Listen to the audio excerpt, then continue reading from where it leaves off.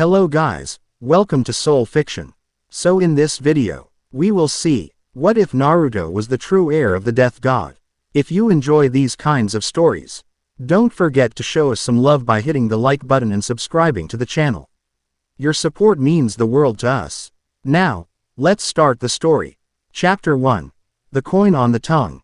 The night market spilled out like a constellation on the southern road, lanterns strung between rain-slick awnings, the air a stew of incense and grilled eel and storm-wet cloth. Naruto ran the rooftops to keep the noise below him. Feet whispering across tile. Konoha's outpost had been rebuilding after a summer of small wars. Traders came anyway. There were always people willing to sell the last thing they owned for a chance to see morning again. A scream cut thin through the din. Naruto pivoted and dropped, a hand grazing the gutter, a shadow length falling that turned into a kneel as he hit the street. He rose into a drift of steam and lantern smoke. The man in the alley wore a medic's apron and a hunter's eyes. His left hand crushed a boy to his chest, 8 years old, maybe 9, cheeks streaked with grit. His right hand held a kunai turned sideways across the child's throat. The kid's breath rasped like glass in cloth. A bag of herbs lay open, spilled into the mud. "Stay back," the man snarled, dragging the kid by the collar. His voice was too shrill for the size of him. "One step and I bleed him." Naruto didn't step. He didn't reach for the kunai at the small of his back.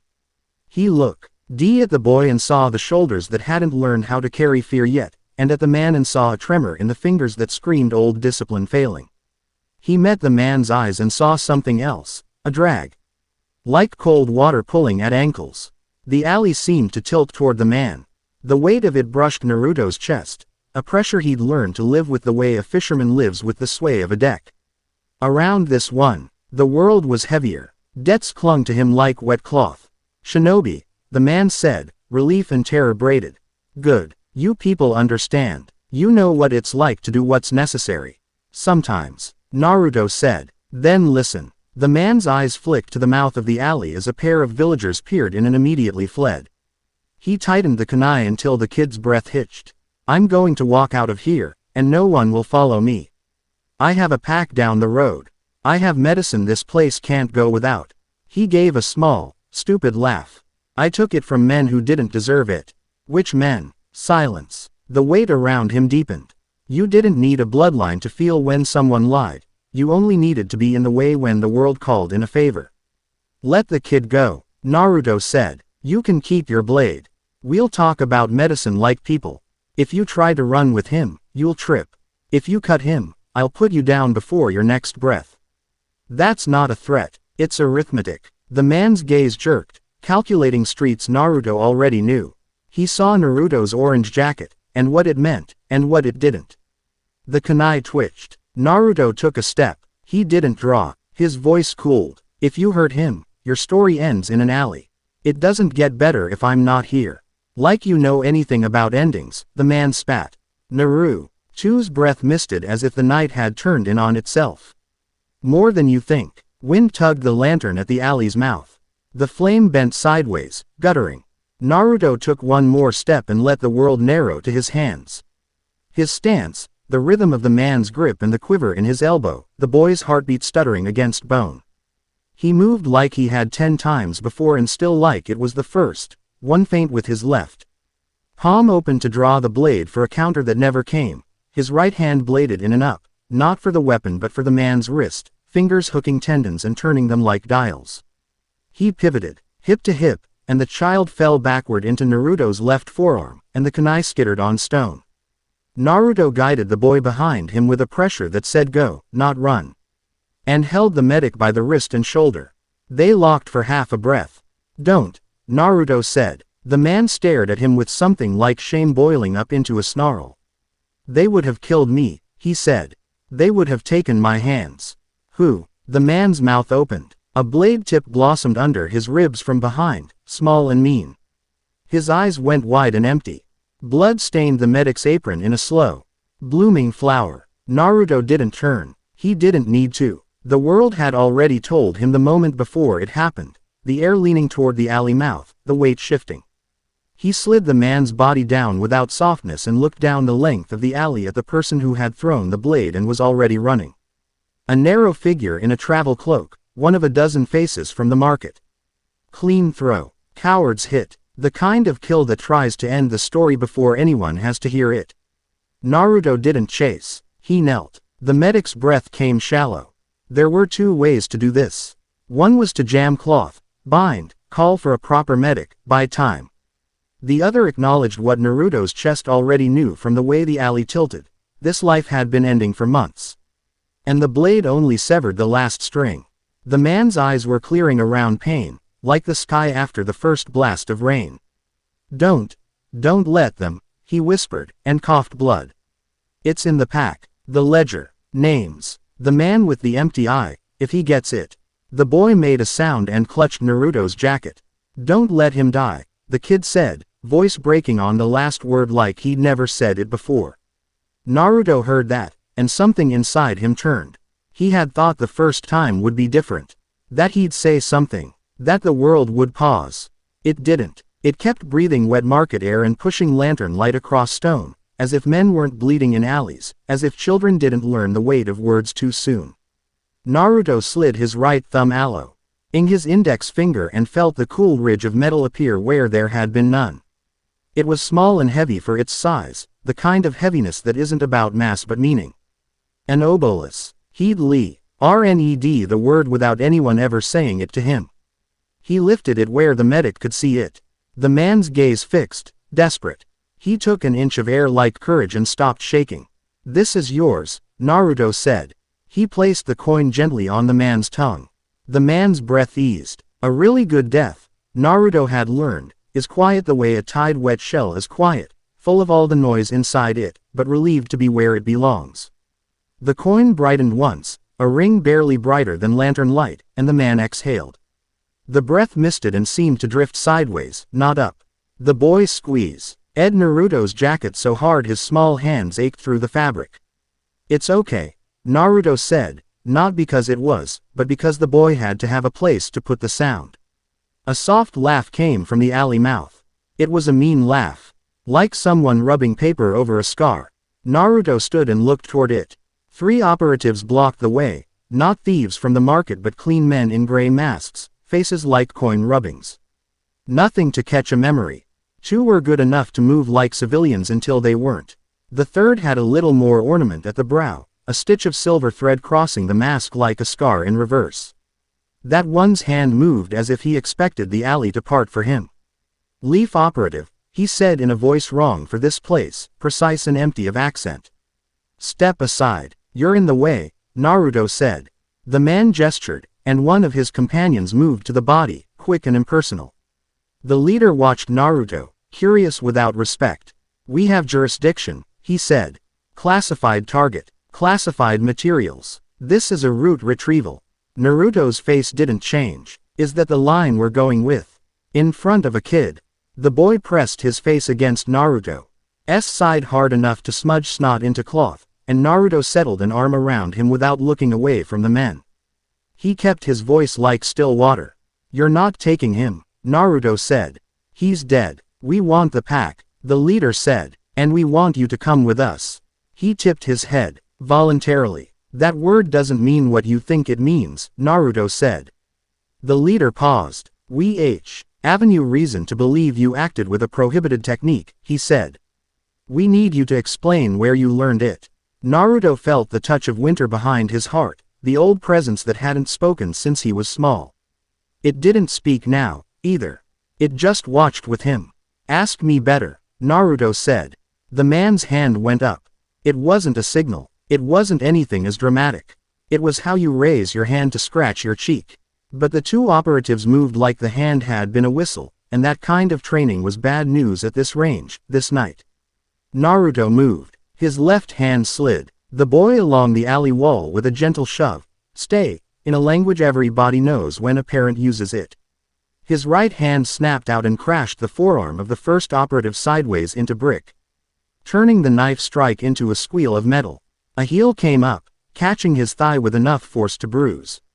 He went with it. Spin lanced into the second operative's gut with a palm heel, folding him. He used the man's fall as a step and took the leader by the mask with fingers that hooked the edge like a lid, yanking forward. The man flowed with it and answered with a headbutt that cracked masked brow. Naruto saw white stars and heard his own breath hiss. Alley fights were about ratios. 3 men in a narrow space, one of them smarter than the others, one kid behind you with a half-broken voice. Naruto's aim wasn't to win so much as to keep the boy's world intact for the width of one breath, then another. He angled the fight that way without thinking, taking hits that were loud and harmless over hits that would turn the alley into a grave. A blade hissed. He batted it aside. The leader flowed under a punch, fluid and exact, and drove a fist toward Naruto's ribs with the kin. D of discipline you learned from a man who would happily break your fingers to teach you not to telegraph. Naruto turned, caught the fist, and felt a sickening pulse shiver through the air, the kind of chakra-stunted wrongness he'd felt once before when a priest broke a bowl and stole a prayer. A paper seal bloomed on the leader's wrist, ink shining like oil. Something in the alley changed pitch. He lantern flame bent sideways and went still. No jutsu, the leader said. No tricks. He wasn't wrong. The air inside the alley gritted shut for chakra-like were you trying to breathe through flour. Naruto's skin prickled. His clone trick wouldn't go, not with that seal in play. He adjusted without mourning it.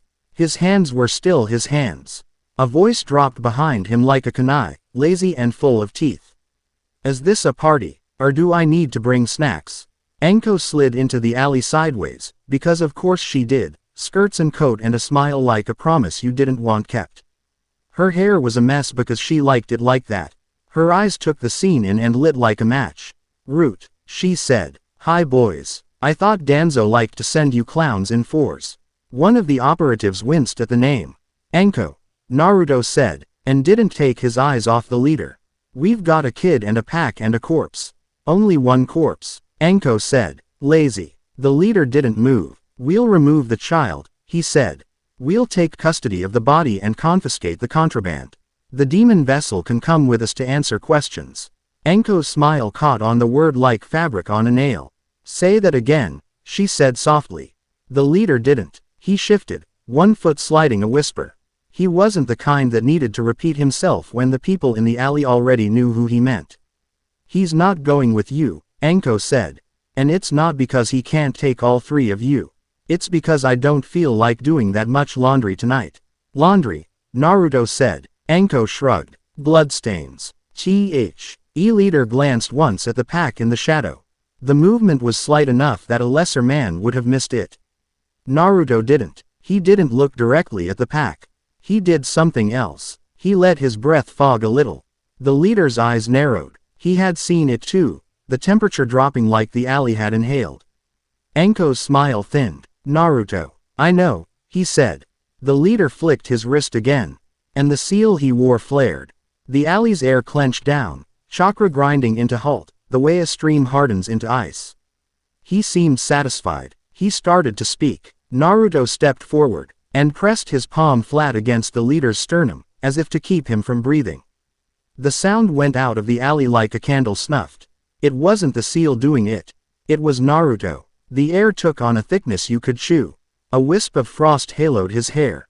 Here's the thing, Naruto said quietly. I can make this simpler.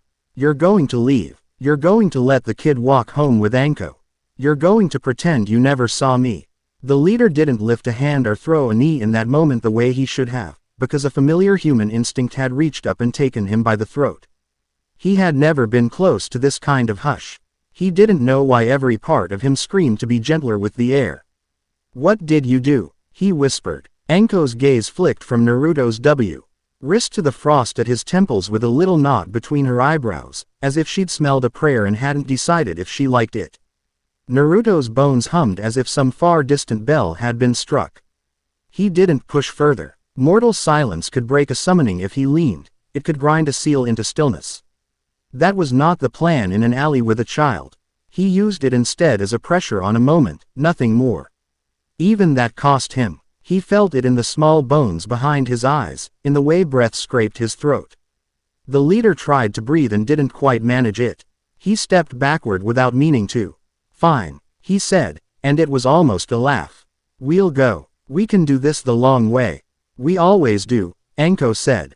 He flicked his fingers, and the two operatives fell back with him, silent. Not turning their backs, masks blank as coins. He dropped the seal with a small twist of his wrist and dragged in a first clean breath like a man coming up out of a pond. Another time, he said to Naruto. Hope not, Naruto said. They slipped out into the market and were gone, threading through lantern light and faces that did not want to see. Anko let silence hold a second launch. Arthan was comfortable and then ruined it on purpose. You look like you licked a frost-covered fence. Thanks, Naruto said. She moved in without preamble and crouched by the medic's body, patting pockets that might have been full of tiny ghosts if you believed in tiny ghosts.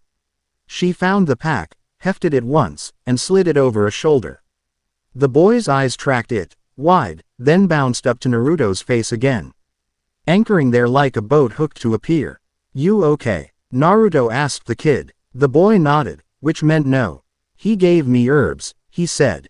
For my mom. She coughs. Okay, Naruto said. We'll get you more herbs. Good ones. He slid a hand into his jacket and came out with a wrapped sweet. He didn't remember putting it there. He always forgot. For now, the boy took it like he'd never seen a sweet in his life. He kept his eyes on Naruto like keeping an eye on a star in case the night swallowed it. Anko stood with a rustle of cloth. Pax got weight, she said low. Paper weight. If it's a ledger. Danzo's people weren't the only ones who wanted it. Others? Naruto asked. She tilted her head like a cat smelling rain. You feel that wrong taste in the air. Naruto did. It was a burned salt tang that sat at the back of the tongue, the taste of an altar left out in the rain.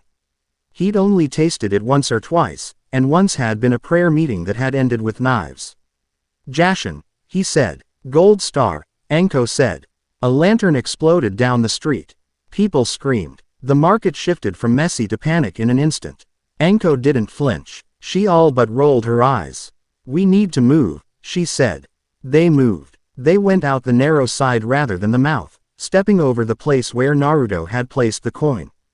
The body lay easy. The alley felt oddly grateful. The market had changed while they were inside it, like a stage turned by men you couldn't see.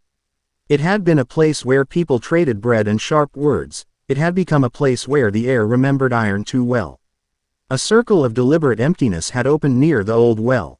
No one stood within the chalk ring, not because they feared it but because the space had begun to say things. Anko swore in a language Naruto didn't know she knew. Back, she said to the boy, for the first time using a voice that had held other children's hands out of fire. The boy obeyed in the way ds obey when they recognize a voice that knows the path to an exit. He ducked behind the stall of a woman with too many apples and too few teeth. The woman gathered him in without asking questions. Naruto and Anko crossed into the empty. The chalk circle wasn't chalk. The line had been scribed with something that glistened like old oil. At 4 points around the well were shapes made of wire and one in red string that smelled like incense mixed with meat. The shapes didn't want to be looked at. The night seemed thinner around them. A man in plain clothes stood near the well, holding a book in both hands like a priest too hungry for his own sermon. His eyes were wet with the same hunger. 3 others flanked him with blades out but low, as if they were already bored with the work it would take to make fear into worship. Congregation, the priest said, raising his voice conversationally for the sake of the market, witness. Naruto didn't say anything. He looked at Anko. Anko lifted the corner of the pack a fraction. Like. This is what they want. Witness, the priest said again, louder, because the market wasn't following the script. The god who starves if you feed him endings. The endless dinner. The knife that never dulls. Jashin hears only the loudest prayers. Boring, Anko said. The priest smiled and showed a mouth full of teeth that had been filed to points. Naruto saw the weight around him, light, oddly. Compared to the medic, this man had arranged other men's deaths like furniture but hadn't killed much with his own hands. The dead clung to him like feathered cloaks instead of wet blankets. It made Naruto's skin crawl worse. Shinobi, the priest said. Good. Bring him forward. He meant Naruto. He didn't see Anko and he didn't see the market as anything but audience. He had the sick confidence of men who've found a god to stand behind and confuse with a mirror. I have a better idea, Naruto said. He stepped into the circle. Anko hissed and grabbed for his jacket, then stopped mid-reach. Trusting a choice she didn't like. You finish this fast, she murmured. I'm terrible at sharing a stage. The priest's smile grew beatific. Yes, good. You can feel it. The pause before the cut. His eyes had gone soft focus the way a drunk looks at a favorite bottle. Lay down your coin, ferryman. We're closing the river. The wire shapes hummed. Naruto's eyes flicked to them and back. Cataloging. 4 points, a crude tether to something that wanted light but not life. Each wire cage held something small. A finger bone, a knot of hair, the curl of a baby's tooth. Someone had done this and slept at night. Don't step closer, Naruto said to the people who were inching forward to see, because human beings don't run from altars, they drift toward them. As if they can borrow the moment's gravity. He didn't raise his voice. He put a hook in it so the right ears heard. Anko drifted along the circumference like a lazy cat. Her casual was rarely casual. She had already mapped how to break each wire with the fewest cuts. She cracked her neck like someone rolling out a scroll. You don't get to close anything, Naruto said to the priest. You use coins, the priest said, delighted. We use cages. Different bishops, same board. He lifted his book, and the script etched there crawled like ants. We're starving him at the root. Something like a laugh brushed the nape of Naruto's neck. It wasn't in his head. It was in the world. It sounded like a lord chuckling in a hall where you weren't invited. A sound like that made him want to throw his jacket into a fire just to get warm. Open the cages, the priest said to his escorts. Anko moved before the nearest man did, and Naruto felt the joy of it, how much she liked to ruin bad magic with basic physics. She flicked a kunai at the wire and clipped string fast as a blink. The first cage collapsed in on itself like a spider folding to die. The man guarding it lunged, and Anko's heel found his knee with a pop like a cork. He went down making a summer insect sound. She grinned without teeth. Naruto walked to the second cage and didn't cut it. He knelt and pressed 2 fingers to the stone inside the circle. The way you test a loaf of bread for heat. He felt the hum of the not chalk line and breathed out. He could use silence to smother it at the root, but the market wasn't an alley. If he killed the magic wrong, it would snap back. Secrets broke like glass. He reached for a different tool. A chain appeared across his right hand, links fine as hair and heavy as handcuffs. It didn't clink. It whispered. He slid it over his knuckles and hooked it around the wire cage as if he were fastening a cuff, and then he gave it a small, precise tug that was not strength but judgment. The cage assisted like a lie told by a child who wants to be caught. The chain tightened once and went slack, and the wire knelt inward. The hum faded without a bang. The priest's face pinched. The book's pages turned themselves angrily. No, he said. You don't get to do that in public. Tell your god to file a complaint, Anko said, and flicked another knot. She gave Naruto a look like she was throwing him a ball. He caught it and moved past her into the third point, where a man with thin shoulders and a new tattoo tried to pretend he wasn't terrified. Run, Naruto said to him, and the man ran, stumbling, dropping his knife like a confession behind him. The fourth cage was at the well, and Naruto left it for last because the taste of it was wronger than the others. He heard something through stone. Small voices like fishes pressing to glass. He stood and let his breath fog again. It won't help, the priest said. He was almost gentle with the words, pitying. Your river is closing. We added to a hunger bigger than your little civic duties can feed. You keep saying, we, Naruto said. You got friends coming. The priest's smile didn't reach his eyes. He's already here. A ripple moved through the circle. It didn't move the stones. It moved something inside them. People on the market's edge fell silent, not because they were afraid but because someone had changed the subject of the night. Someone shouted down the street. A different kind of trained. Naruto knew that sound the way a carpenter knows a hammer ringing wrong. He didn't turn. If he turned, he'd split the moment. He was terrible at doing 2 wholly stupid things at once. Anko, he said. I hear them, Anko said. Not ours. You got the boy. Oh, do I look incompetent? He didn't answer. He stepped to the well and knelt to the last cage. He rested his palms on the stone and closed his eyes. He didn't go anywhere. He didn't hear a voice. There was only the pressure of cold water and the ache of breathing. Thin air and the memory of a man he had met only once who had put a hand on his head like a promise and lifted it like a weight. Naruto's right hand lifted. The coin slid into being against his fingers. He pressed it to the well's lip. "If you're stuck," he said quietly, into stone where no one but the stuck could hear, "you're not anymore. If you want to go, you can go. If you want to stay, I can't make you." He did not pry. He did not threaten. He did not bargain. The coin sang once, a sound too small to name, and the pressure behind his eyes eased. The priest made a wet, desperate noise. "Stop," the priest said. "Stop. You think that buys you anything. You think that buys you everything. I think it buys them a say," Naruto said, and stood. A shadow across the rooftops made the lanterns seem cheap. An umbrella of dark, invisible until present. 3 figures landed on the tiles above the market like rain that hadn't decided to be water yet. Their masks were different from root, smooth and white, with slits and sigils traced in ash. Each wore a strip of fabric at the throat stamped with a symbol that had once been a prayer and had been turned into a saw. The sanctifiers didn't announce themselves. They didn't need to. Men like the priest went quiet around them because they liked the power of having a bigger bully and hated the moment when the bully noticed their smallness.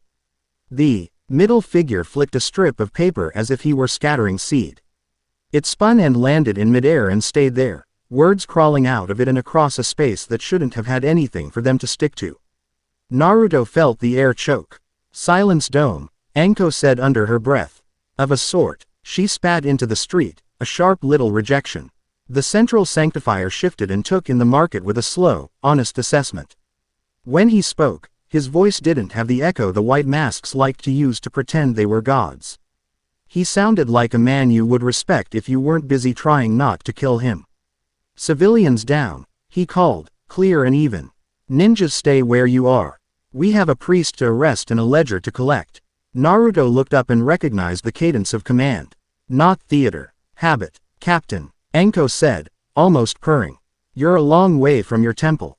We go where the work is," he said. "Put the pack down." "I could," Anko said. "It looks heavy." "But no." Naruto stepped forward into the low ripple of chalk lines and wire. He put his open hands out and let the people on the market's edge see them.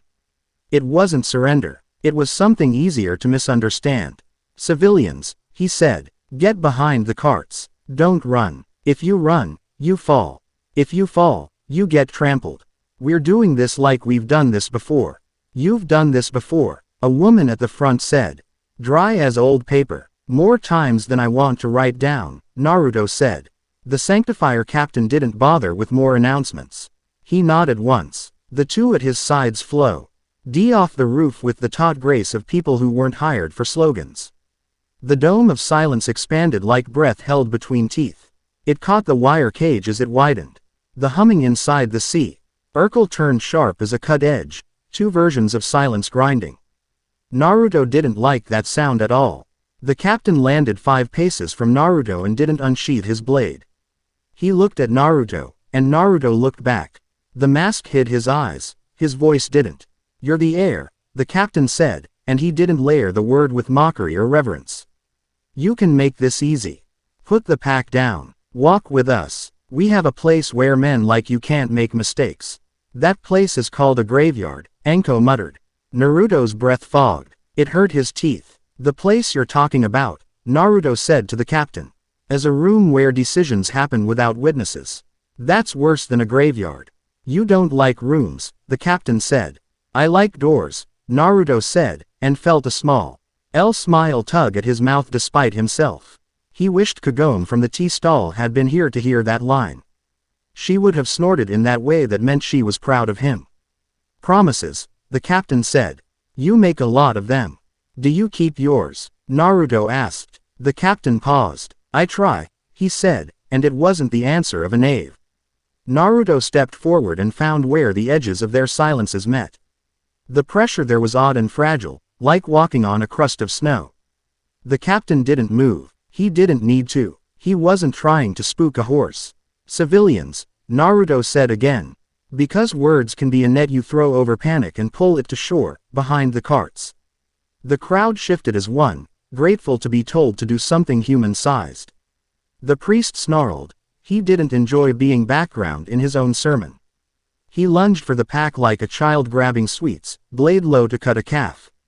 Anko met him and stepped inside his arm the way you step into a hug you know will end in bruises. She took his wrist and rolled it over her shoulder and the blade clattered on stone, and she whispered something sweet in his ear that made his cheeks go gray. He went very still. The sanctifiers moved at the same moment. Not to save the priest but to grab the pack. The one on the left cut a path through air with a talisman blade, and the dome of silence flexed around it in a way that made Naruto's fingernails ache. The one on the right took 3 long strides and would have had the strap if his foot hadn't met a line Naruto had drawn in the circle, not with chalk but with choice. A chain so fine you couldn't see it until you felt it. He fell forward with a surprised grunt and looked back to find his ankle tethered to nothing. Naruto didn't yank the chain. He did something else. "Captain," he said, and it was not a demand but a request wrapped around a knife's handle, "promise me you'll keep your people from touching anyone who can't fight." The captain didn't answer immediately. He turned his head the smallest fraction toward the knot of civilians. He saw the boy crouched by the apple cart, eyes round and fixed on Naruto like he was trying to learn how to be that steady. The captain lifted his hand with the kind of authority that doesn't need volume. "No civilians," he said. He sounded like iron when it cools in water. Naruto's chain tightened. Not the ankle leash, but something inside the captain's chest. Naruto didn't pull. He said it. The captain went very still for a heartbeat as if he had remembered an old lesson all at once. "You bound my oath," he said, not outraged, not impressed. Curious, annoyed, impressed, all in one. "Just made it louder," Naruto said. They moved. It wasn't graceful. It almost never is when you're trying not to break the world you're standing in. The sanctifiers tried to keep their dome where they needed it, and Naruto kept his hush where he needed it, and the two silences pushed at each other like wolves who didn't know if they wanted to fight or run. Calculations shifted fast. Anko knocked the priest's head against the well once to remind him that he was a prop until she wanted him to be a person again.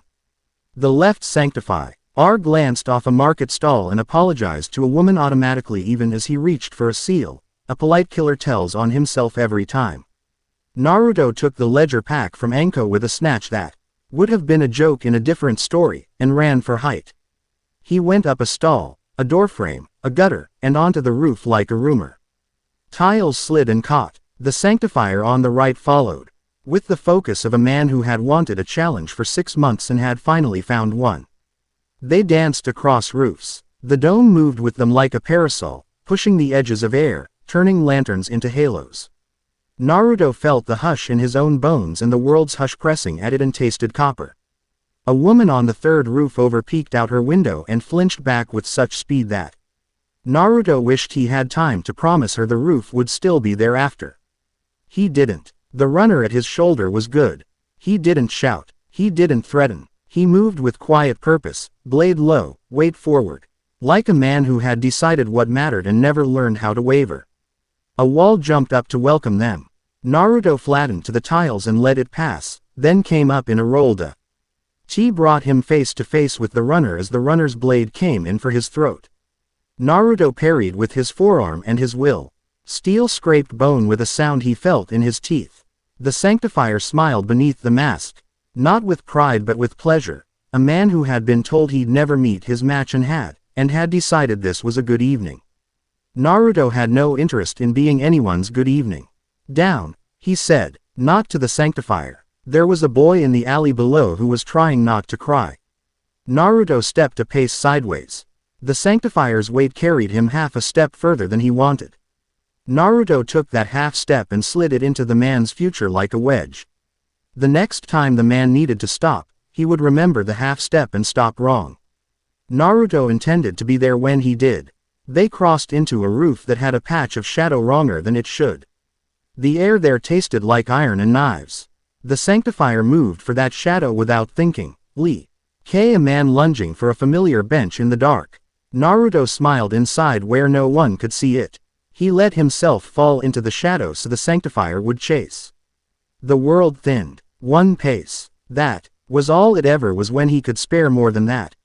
1 pace into the place under the place, the river under the road, the step in the threshing floor where the grain goes quiet. It cost. It always cost. It took years off the end of his candle like someone trimming a wick to brighten it. He took the step anyway. The roof went gray. The lanterns all dimmed. Sound became the weight of a fingertip pressed against your lips. The sanctifier's shadow lifted off the tiles as if it wanted to meet him halfway. It had a shape like a man who wasn't sure where to put his guilt. Naruto's chain flew without moving. A line of faint light that wasn't light, and hooked into the point where the shadow's shoulder met its chest. The link settled and glowed dull as breath on glass. He felt the tug through his whole body. The way you feel a fish on a line and know the kind of fish by the way it fights. Promise, Naruto said. The world didn't speak, but the chain tightened. He wasn't binding the man's hand. He was binding the part of him that had been taught to listen when certain words were said. Promise me, Naruto said, and the gray roof heard him, and the edges of things heard him, and the part of the sanctifier that did little courtesies in markets heard him, that you will not touch the people who can't hit you back. The chain clicked. The sanctifier gasped. A small, completely human sound. His foot, mid-fall, misjudged a tile's trust and slid. He caught himself with a hand and turned the stumble into a roll that would have made a circus master proud. He came up with his blade in a ard that would do in a country where men didn't cheat. He said, and stopped, because talking and breathing both had become difficult. Naruto came back into the full night like a fisherman stepping onto a dock after a long pull. The color rushed in, and the sound, and the sweat on his back. His heart skipped once and then remembered what it had been doing. He put a hand against the tiles and let the night lean around him until it stood up straight again. Byakugan white flared at the market's edge. Hinata stepped onto the first roof in 3 light steps you could barely hear even if you had been listening for them. 2 Hyuga clan members came with her because that was how the clan operated when they remembered love over pride. They saw Naruto and went very still. Naruto, Hinata said, and her voice didn't carry because it didn't need to.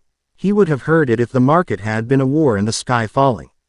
I'm okay, Naruto said, which was mostly true. She looked at his chest. With eyes that see everything in motion. She saw his heart stutter, once, and everything in her face shifted a degree, not panic, not pity. Calculation, concern, and anger at a world that took from the people she loved. Captain, Hinata called to the sanctifier down in the street. You are interfering in a leaf operation. You have no jurisdiction here. I have moral jurisdiction, the captain said, and sounded tired when he said it. Like a man who had carried that phrase up too many hills. Hinata's eyes cut to Naruto again. We need to clear the market, she said. There are seals ready to go off. Already handled, Anko called, hauling the priest by the collar and shoving him to the ground where his book skittered and landed open on a page that I burned. Mostly, Naruto, stop flirting with the edges and get down here. We still have to decide whether we're letting these choirboys borrow our ledger. Naruto took a breath and let the roof stop trying to argue with gravity. He dropped down the side and hit the ground, knees bending just enough. He caught sight of the boy, still by the apples, still watching him like a man watches the weather, and made sure to look that way and smile as if to say, I see you. You're not invisible. Sometimes that saves lives as efficiently as a kunai. The sanctifier runner hopped down a heartbeat after, ready to resume, and then he glanced to the side where Naruto's chain nestled in the shape of air at his chest and stopped like he'd run into the edge of a table he didn't know was there. He took a deep breath. He let it out. His blade lowered a fraction. Captain, he said. Follow orders, the captain said. I am, the runner said, and his blade stayed low. The captain saw the chain then too, not with his eyes in a way you could have pointed at in a drawing. But in the way a man feels a new scar the first time he wakes up with it. He stood straighter, the way men do when they've added a burden to their shoulder and decided to carry it like it was theirs all along. We'll talk, he said to Naruto. Not tonight. Good, Anko said cheerfully. Because tonight is booked. The ledger in Naruto's hand felt like a living thing. It wasn't. It was paper and ink and strings of names. He wanted to burn it and he wanted to read it and he wanted to nail it to Danzo's front door. He didn't do any of those things. He slung it over his shoulder. Duran felt the strap bite and felt something tug deep under his breastbone. Foolish, perhaps, to feel it as duty. Perhaps not. Hinata knelt by a baker with a gash along his forearm and bound it with cloth so clean in its movements that even the baker's wife, who had been halfway to hysterics, stopped and watched like a child watching a magic trick done properly. She tied the knot with fingers so sure it made Naruto want to let the night be kinder. The medic's gone, he said to her. She glanced past him at the alley with Byakugan distance and then back at his face. You helped him pass, she said. It wasn't a question. Yes, Naruto said. The word hung there between them like steam. Hinata's mouth softened. Not a smile. Something warmer and smaller than that. She tucked the last of the bandage and rose. You paid something you didn't have to pay, she said quietly. I had to, Naruto said. He felt Anko's gaze sliding across his cheek. She's not shy, Anko, she eavesdrops on the NT bits without apology because she doesn't like to pretend to be less curious than she is. You made a deal, Anko said, for everyone's benefit. Make it your deal, not theirs. That's the only way you win. The priest groaned at her feet. Shut up, she told him without looking down. A lantern near the well guttered, then steadied, then slowly went out like someone pinched it with wet fingers. Another followed. The market's noise rose and fell with the light, confused and tired and refusing to give up the night to men in masks and men with books. Naruto had nearly missed it with the roof and rope and rooftop, but he felt it now. It was small, under the stone. A weight tugged sideways. A wrongness. The coin on the well lip shivered and turned cold in a way that said the river had been diverted, just a little. You know how a plate sitting wrong on a table makes you want to fix it with one finger. It was like that, and it made his teeth ache again. Hinata's head snapped like a bird's. She felt it too, somehow. In the way a trained hunter feels snow before it falls. She looked at Naruto and saw her own realization mirrored. Do you hear? She began. The world inhaled. The chalk not see. Hulk lines sank an inch as if the ground had sighed and then smiled. The priest started laughing, which is a thing men do when they've lost and think losing is a kind of win if you do it loud enough. You can cut the cages, he said. Head lolling. You can bind a promise. You can even pay a toll. He gurgled and grinned. But that's a trickle. The river's been dammed upstream. Damned, Anko said dryly. Good pun. I hate it. The Sanctifier captain looked toward the far edge of the market where the road out of town met the old stone mile marker and did not like what he saw there. Naruto didn't need Byakugan to notice. He felt the tug through the soles of his feet. A sigil was waking under the stones. It was not an Uzumaki seal, though a long-dead Uzumaki would have recognized the bones of it and wept at the bastardization. It was angular and kind where it should have been soft and hungry where it should have been empty. Lines bent back on themselves in ways that made the eyes want to slide away. A child could have traced it with chalk in an afternoon and raised nothing at all, and a careful man could have spent a month and tied a town to a god. Anko swore again, louder and with feeling. Get everyone off the stones. Naruto said. He didn't shout. He said it like iron. People moved. Not quickly enough, but they moved. Hinata's hand caught Naruto's sleeve at the wrist without looking like that's what she'd done. Naruto, your heart. I know, he said, and gently freed himself. I'm not going far. The Sanctifier captain stepped up beside him, not quite shoulder to shoulder, but close enough to suggest he'd made a choice that would annoy his superiors. What is it? He asked, and the question was not rhetorical. I don't recognize this work. Because it isn't work, Anko said. It's appetite. Naruto dropped to one knee and pressed his palm to the stone above the sigil. It hummed like a toothache. He could not smother it with silence without pushing against all the wrong levers. He could not pick it apart with a chain without catching a finger in the gears. He did the only thing that made sense to the part of him that had learned to be careful with holy, stupid things. He listened. People were still moving off the stones. He could feel the drag of their feet. He could feel the market's breath. He could feel a small hand at the edge of the apple cart where a boy who had learned too many new words tonight was refusing to cry. He could feel Hinata's pulse steady and sure and a little too fast. He could feel the Sanctifier captain standing like a man whose back had taught him how to bear a wall. Under all of that, he felt a whisper. Not words. A current of endings being held like breath by a child who refuses to exhale in case the birthday candles hear and betray him. He put his coin hand against the stone. He didn't press. He didn't offer a toll he didn't understand. He only said, to the part of the world that sometimes listened when he was very still, I'm here. Something answered that wasn't his God. It spoke in a human voice, cracking on the first syllable like a teenager's because the throat that carried it did not often talk to men like him. They're stealing endings, the voice said, thin and carrying, threading clean through the sanctifier dome and whatever old, ugly edges the circle had sunk into the stone. It cut the night like a clear bell. Naruto looked up, not because he needed to see who spoke but because he needed to orient to the future. The voice came from nowhere and everywhere. From a shrine a country away, maybe. From someone standing at a different well. From a friend he hadn't met yet. They're stealing endings, the voice said again, stronger. Can you hear me? Yes, Naruto said into the market, and into the stone, and into the world's bone. We hear you. The sigil under the stones brightened like something smiling that had too many teeth. The night leaned. Naruto stood, very steady, and his breath misted. The coins inside of him all felt heavy at once, and it didn't matter what Danzo wanted or what the sanctifiers hoped or what the priest thought was clever, because none of them decided how the story would carry across a river. Move, he said to Anko without looking, and she moved because he'd used the voice she listened to when jokes ran out. Hinata took the boy's hand and didn't let go, and her other hand hung knife steady at her side, gentle and unbearable, both at once.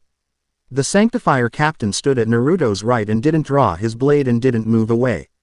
He lifted his chin the tiniest degree as if to say that he had felt the chain on his promise and had decided not to fight it.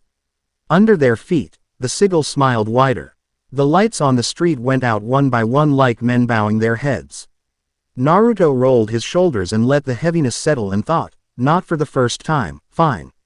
My turn, then. Chapter 1 end. Morning carried the night market smell a block farther than it should, scorched oil. Wet ash, apples bruised into sweetness. Men with brooms pushed the dark into neat lines and told jokes that weren't funny because their hands needed a rhythm. Naruto sat on a stoop near the well with his jacket off and his shirt clinging to him like a second thought.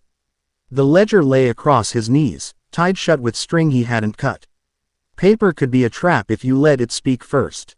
Hinata finished binding a cut on a woman's ankle and rose into the space beside him without ceremony. She offered a waterskin. He took it. The water tasted like a bucket and comfort. Sleep any? She asked. He shook his head. Anko snored on purpose to keep me honest. I don't snore, Anko said from the shade of a noodle stall, and snored one soft syllable to prove her point. She had the ledger's pack slung low on her hip like a purse. Her hair was in a new mess that had to have been engineered to look natural. Every so often she kicked the priest's book farther under the stall with a flip of her heel as if she could bully ink. The boy from last night had been returned to a mother with the kind of care that looks like business. He'd taken the sweet in 2 bites and cried only when he realized he could. Hinata had slipped herbs into the woman's hands without making eye contact, and Naruto had pretended not to watch. The sanctifiers had left before dawn. Not a retreat, a refocusing. They'd taken their dome and their quiet with them. The captain had met Naruto's gaze once on the roofline's edge and given a nod that could have been threat, could have been respect. Could have been the courteous acknowledgement of a man who had found himself wearing a new chain and intended to test its strength later. Naruto thumbed the ledger's string. 1 knot, 2, a third, cunning, hidden in the fold. The man in the alley had said, empty eye, and the word sat in Naruto's mouth like a coin he hadn't decided to spend. He could hand the ledger to the Hokage and let it vanish into desks. He could nail it to the gate and start a riot. He wasn't doing either yet. Footsteps crisp as folded paper cut across the square. They sounded like someone who had decided to like this place and then stopped deciding. Naruto didn't have to look up to know who it was. Wind Country didn't bother to be subtle when it walked. Tamari didn't bother with guards. She carried her fan-closed tee. Hiway a soldier carries a sword she knows she won't need. Sun had already warmed the lacquer. A thin veil of dust clung to her boots, out of place on Konoha stone. She stopped in front of Naruto and angled a look that would have pinned a less stubborn man to the wall. Uzumaki, she said. Tamari, he said. Envoy, Hinata added, polite and unawed. Anko flicked her eyes over the fan and grinned. I brought my own breeze, she said. But thanks. Temari's mouth twitched. I heard you had a knight, she said. We had one, too. In wind. She touched the closed fan against her shoulder, like a soldier tapping a map. Temple taken. Not ours. The cult you've been smelling in your teeth. Naruto's breath fogged a little in memory. He took another drink of water and let it melt the frost. Casualties? Hinata asked. 4 dead, Tamari said, and did not soften the number with apology. 2 missing. They left a reliquary this big. She drew a small box in the air with her hands. Bone and string. Our medics won't touch it. The priests who know something are pretending not to. My brother wanted me to ask you for a joint operation. She tilted her head. He wanted me to ask the Hokage, technically. But I always think it saves time to talk to the person who will actually do the work. Anko clapped softly, slow and appreciative. She's good. Naruto glanced at Hinata. She didn't nod. She didn't need to. Her eyes had already taken in Temari's posture, the set of her shoulders, the length of the shadows under her eyes. She saw politics and care braided together. She saw urgency under the hard edges. Okay, Naruto said, and set the ledger aside like a man putting down a heavy cup to stand up. We'll go. Tamari watched him for a beat longer than necessary. That's it. What were you expecting? He asked. A meeting, she said. An elder. A speech about sovereignty. Anko laughed from her shade. We're terrible at speeches, she said. Naruto thinks doors are better. Temari's gaze slid to the pack at Anko's hip. Then to the ledger on Naruto's knee, and back. She didn't ask. She noticed. 2 hours, she said. Gate. Travel light. Bring someone who can talk to ghosts. She's already on her way, Naruto said. Temari's eyebrows lifted. Don't ask me how I know, he said, which was not coyness. It was the truth shaped to fit the morning. Temari's mouth did that not quite smile again. Good, she said. Try not to start a war with the sanctifiers in the meantime. No promises, Anko said. Temari's smile found its way to her eyes for a second. She tapped the fan once on her shoulder. 2 hours, she repeated. And left in a ripple of deliberate air. Hinata sat again, closer than before, not because of anything so grand as romance but because she could smell the cold sea. Oming off him the way you smell ozone before rain. You're going to open it?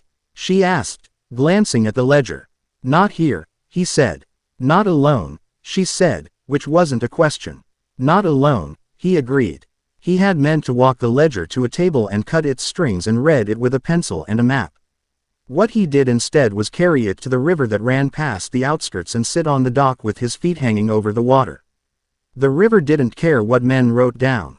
It had its own ledgers carved into banks and driftwood. He set the book on his knees and cut the knots with his thumbnail. Ill like a man who had learned to cut net lines without thinking. Anko sprawled on the dock with half her body in the sun and half in the shade. She spun a kunai on one finger and winced when it nicked her skin. Then licked the blood like proof of life. If it disappears, she said, I'm not going to pretend I didn't warn you. It's paper, Naruto said. If it's meant to disappear, burning it would be kinder. Hinata knelt at his side and slid her fingers under the cover to lift it the way you lift a sleeping child's hand, careful, not slow. Paper smell rose like a ghost. Ink, damp, the faint mew. SK of a bag that had belonged to a man who'd run and not washed enough. The first page was a list of names. No ranks, no village marks, only given names with a little slash after each, and a number. N. Naruto didn't know whether the numbers were money or lives. His stomach wanted to call them the second. The second page was a map drawn by someone whose sense of direction had been trained by dust, not shores. Lines slashed into triangles for dunes, circles for low scrub, a short crooked river like a scar. The temple's symbol sat on a ridge. A string of dots led away with a note in small cramped SC. Ripped. Moved pieces, wind carts, north track. He flipped. He didn't hurry. Paper hates hands that hurry. There were tally marks, lists of herbs, hearts for red day, someone had written, and then scraw. TCHED out, hearts, and replaced it with, fruit, and Naruto hated him for the lie and loved him for the attempt. Page 6 held a sketch of a box. Wire and bone and string. The lines had been drawn with love and hunger. A note beside it read, "Reverses flow if given a living anchor. Try with animal, unsure if same." He closed the book. "That box is at the Wind Temple," he said. Anko's kunai stopped spinning. "Trap." "Yes," Hinata said, "but it's also an answer." Naruto tied the ledger shut again. 2 hours, he said, and stood, and the world fell into the rhythm of a day that had already decided where its evening would end. The gate saw them off with dust in their boots and too much water on their backs. Tamari arrived in the way a storm arrives, early and with no patience for being noticed. She eyed their kit and showed her teeth in satisfaction. "You do learn," she said. "Most Konoha squads bring a mule's worth of mess into the desert for a day trip. I end up burying them one canteen at a time. You bury them," Anko said, horrified and impressed in equal measure. "Metaphorically," Tamari said. "You thought about it literally," Anko said. Tamari didn't deny it. The road into the LND of wind started green and lied for 20 kilometers. Then it told the truth. The truth was yellow rock and heat and wind that didn't care whether your eyes liked it. The rusted skeletons of shrubs clung to sand like old stories. Naruto's jacket turned into a regret. He didn't take it off. The orange looked wrong here, which meant it was right. Better to be seen by your people when you needed them. Hinata tied a scarf over her hair and refused to complain the way dignified people refuse to trip in public. Her eyes flicked across the horizon and turned pale with Byakugan each time the heat shimmer made the ground untrustworthy. Anko opened a parasol she'd stolen from a lady at the inn by making the lady laugh too hard to notice and twirled it like she'd been born dramatic in the shade. Tamari did not slow. The fan on her shoulder was a statement and a threat. By noon they saw the temple as a smudge on the line where air met sand. It wasn't grand. It was the kind of place men built and they wanted to be near a thing and not disturb it. Low stone, prayer flags long since turned into strips by wind. Half a dozen shapes moved like flies around meat. A girl with purple streaks in her hair landed in their path like a dragonfly catching itself on a reed. She raised both hands. The movement sent light skipping across scales that weren't there. Her smile was a burst of afternoon. "Hello," she said. "Sorry. Hi. This is awkward. Can I do that again?" "Phew," Tamari said, not surprised. "Tacky." The girl put her hands on her hips and blew her bangs out of her eyes. "Yes, I'm with Taki," she said. "Except not officially. Because I'm supposed to be with a caravan that I left because it was boring and going the wrong direction and there were scorpions under the wheels and I didn't want the kids to get stung. So I took them to the ditch where the sand is cooler if you dig a little and then I saw the flags and I came here and..." "Breathe," Anko suggested, delighted. Fu took a deep breath that could have filled a small dome. "Okay," she said brightly. "There are people with knives. They aren't cutting anyone yet. They're arguing about the box. The box is humming and smells like bad milk." "Great," Tamari said. "You're hired." Fu beamed. "I knew I liked wind country," she said. Hinata stepped forward. "Where are the children now?" she asked. "Which is how you sort people int. Oh Rose. By the first thing they care about." "In the ditch," Fu said. "Under a blanket I stole." "Borrowed," Hinata said gently. "Yes," Fu said. "Borrowed." Naruto liked her immediately and without caution. It wasn't her energy. That was a mess and a joy both. It was how she placed her weight between the temple and the place she'd left the kids, as if she had decided to be a hinge and didn't much care who noticed. It was also the faint, strange halo around her that smelled like nectar if nectar had been trained to throw a punch. "What's inside?" Naruto asked, chin tipping toward the temple. "Anger," Fu said earnestly. "And a man who talks like he's letting you share his food while he eats it." "Priest," Anko said. "High priest?" Tamari asked. Fu wrinkled her nose. "He doesn't wear enough jewelry to be a high anything," she said. "But he thinks like an old man who picked a god and kept the receipt."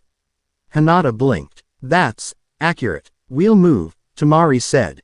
Hinata, "Twice around sweep. Count bodies." Anko, "I'll be the idiot who trips the first wire," Anko said. Naruto rolled his shoulders. "Tamari and I will walk in like we belong," he said. "Fu, if anyone aims at a child, you Oh, whatever you want and I'll back your play. Fu saluted with the kind of flourish only fun people can get away with.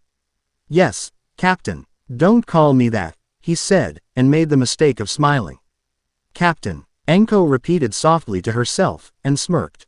Hinata returned with numbers and without dust, as if the sand were fond of her. 6 in the main hall, she said. 2 at the reliquary, 1 on the roofline watching the south track.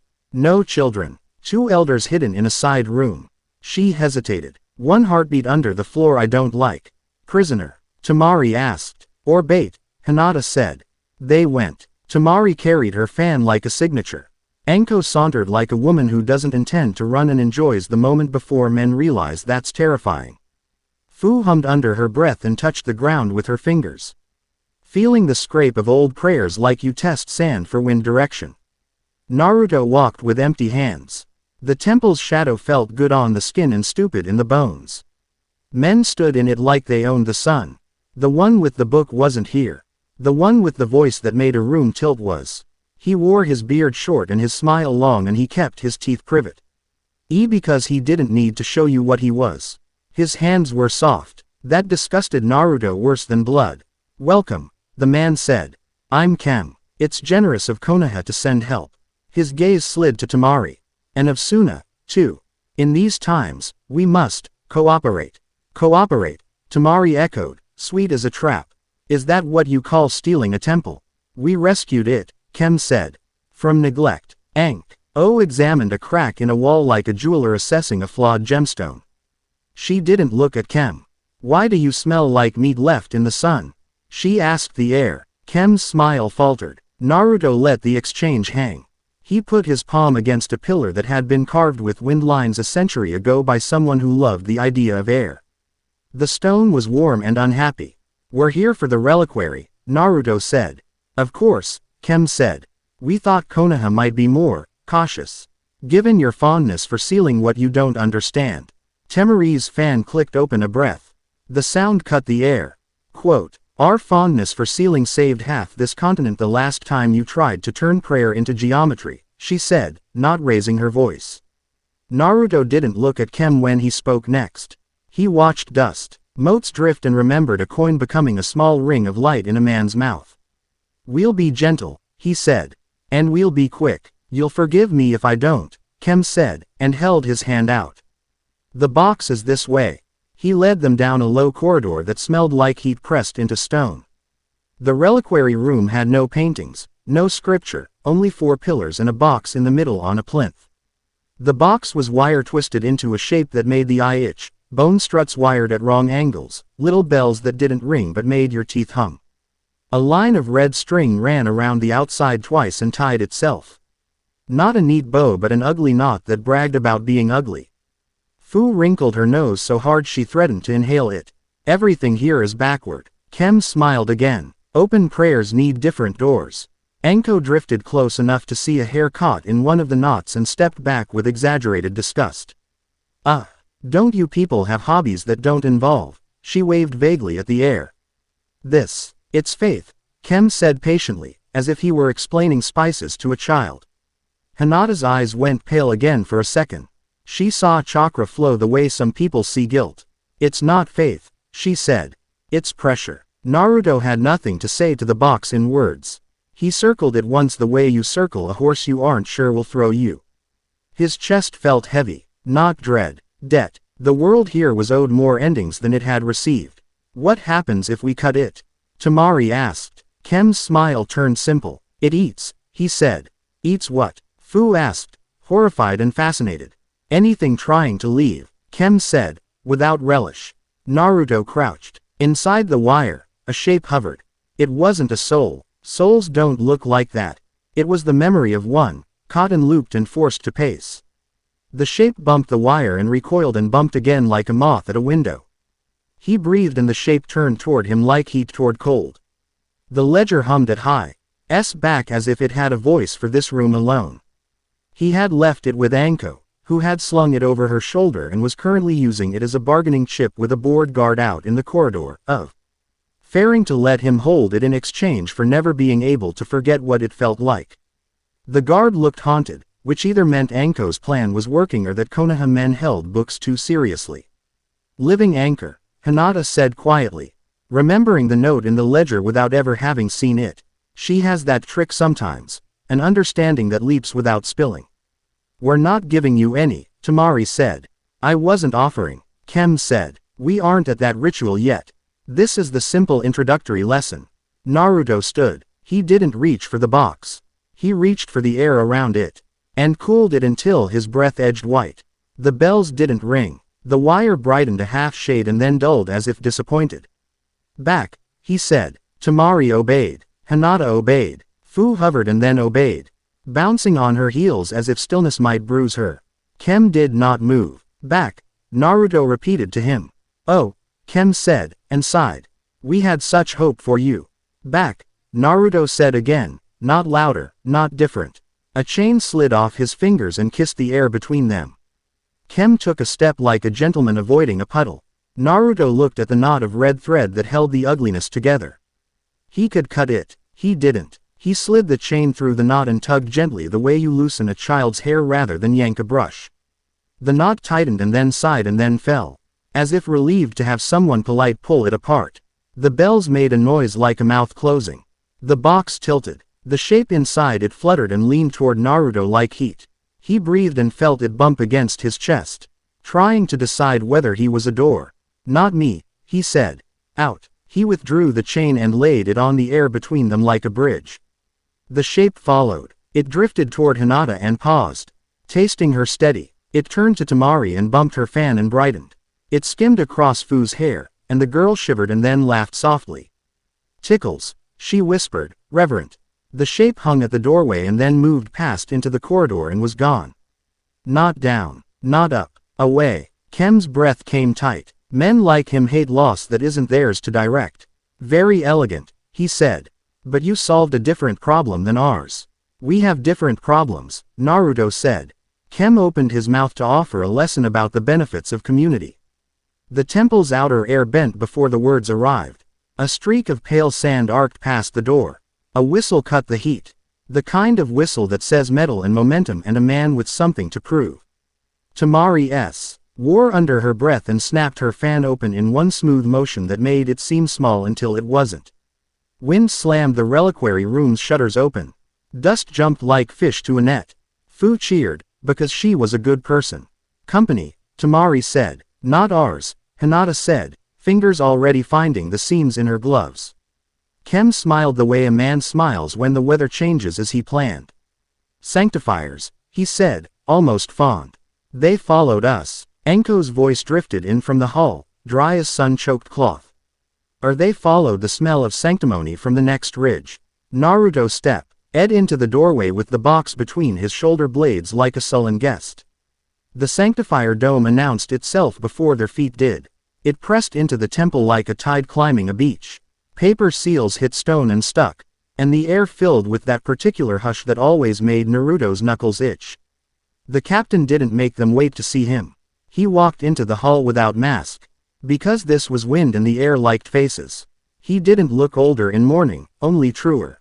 A thin line of sweat cut through dust along his brow. He took them in. He took the box in. He took Kem in and did not hide his disdain. Arrest the priest, he said to the runners. Secure the reliquary. We'll do this our way, Kem said, and smiled too wide at the runners in a way that implied he'd tried this tone before and had been ignored. The runners ignored him. One moved to the box with the self-assurance of a man who had rehearsed handling things that hate hands. The other took Kem's arm gently and turned it behind his back with a delicacy that spoke to training and contempt. Kem hissed. The runner didn't look at him. Don't talk, he advised. Temari set her fan with the precision of a man arranging a room for guests she wants to unsettle. Captain, she said, by what authority are you in our temple? By the authority that no village has a monopoly on moral failures, the captain said. By the authority of men in the ground. By my own. His eyes cut to Naruto. Walk with me a moment. Anko's parasol twitched, which is how you say absolutely not without being rude. Naruto stepped into the dome. It felt immediately like walking underwater. His skin tightened, ears hollowed. He could still shape chakra, barely, like trying to write with mittens, but the dome didn't like it. He didn't lean on it. He'd known it would be like this. He shrugged his jacket a fraction tighter on his shoulders and matched the captain's pace. "You and I need rules," the captain said. He didn't waste time. He didn't ask Naruto to justify the coin or the chains. He had fought men who asked questions because they liked the sound of their questions and found them all dead. He preferred to fight men who had work to do. "We already have one," Naruto said. "No civilians." "I've kept it," the captain said, and the chain in his chest thrummed as if to purr at the praise. He grimaced. "You bound it like a child's scarf. You could break it," Naruto said. "Not without cutting my own throat to do it," the captain said, and there was no anger in the statement. "You're taking a responsibility you can't guarantee to keep. Men die when gods start writing rules that clean." Naruto didn't rise to the word god. He smelled the dome instead, the sour, sterile stink of cauterized prayer, and decided to hate it on its own terms. "Give me 5 minutes, he said. "You can have my hands after." The captain's mouth flattened. 5 minutes to what? To move these people out and take the reliquary somewhere. It can be broken without starving anyone, Naruto said. 5 minutes without your dome pushing at my throat.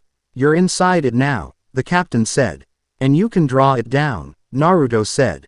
You're not a seal, you're a man. The captain considered him openly. Why are you carrying the weight of that box like it owes you something?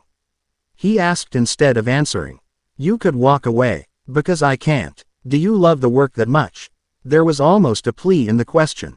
Not for Naruto. For the world. Naruto thought of the boy at the apple cart saying don't let him die, like it might break his mouth to shape the words. He thought of the coin warming on a tongue. He thought of Hinata's steady hands around a bandage knot. No, he said truthfully. I don't love it at all. So methy. Ingen the captain eased the smallest fraction, as if permission had been given for a thought he'd held hard for years. 3 minutes, he said. The dome, Naruto said. The captain closed his eyes, drew breath, and rolled his shoulders. The dome shrank a hair's breadth. The air in Naruto's throat cleared. It cost the captain something. He paid without blinking. Naruto respected him for paying and despised the structure that demanded the payment. They walked back into the room at the moment the runner's hand found the red thread Naruto had already loosened.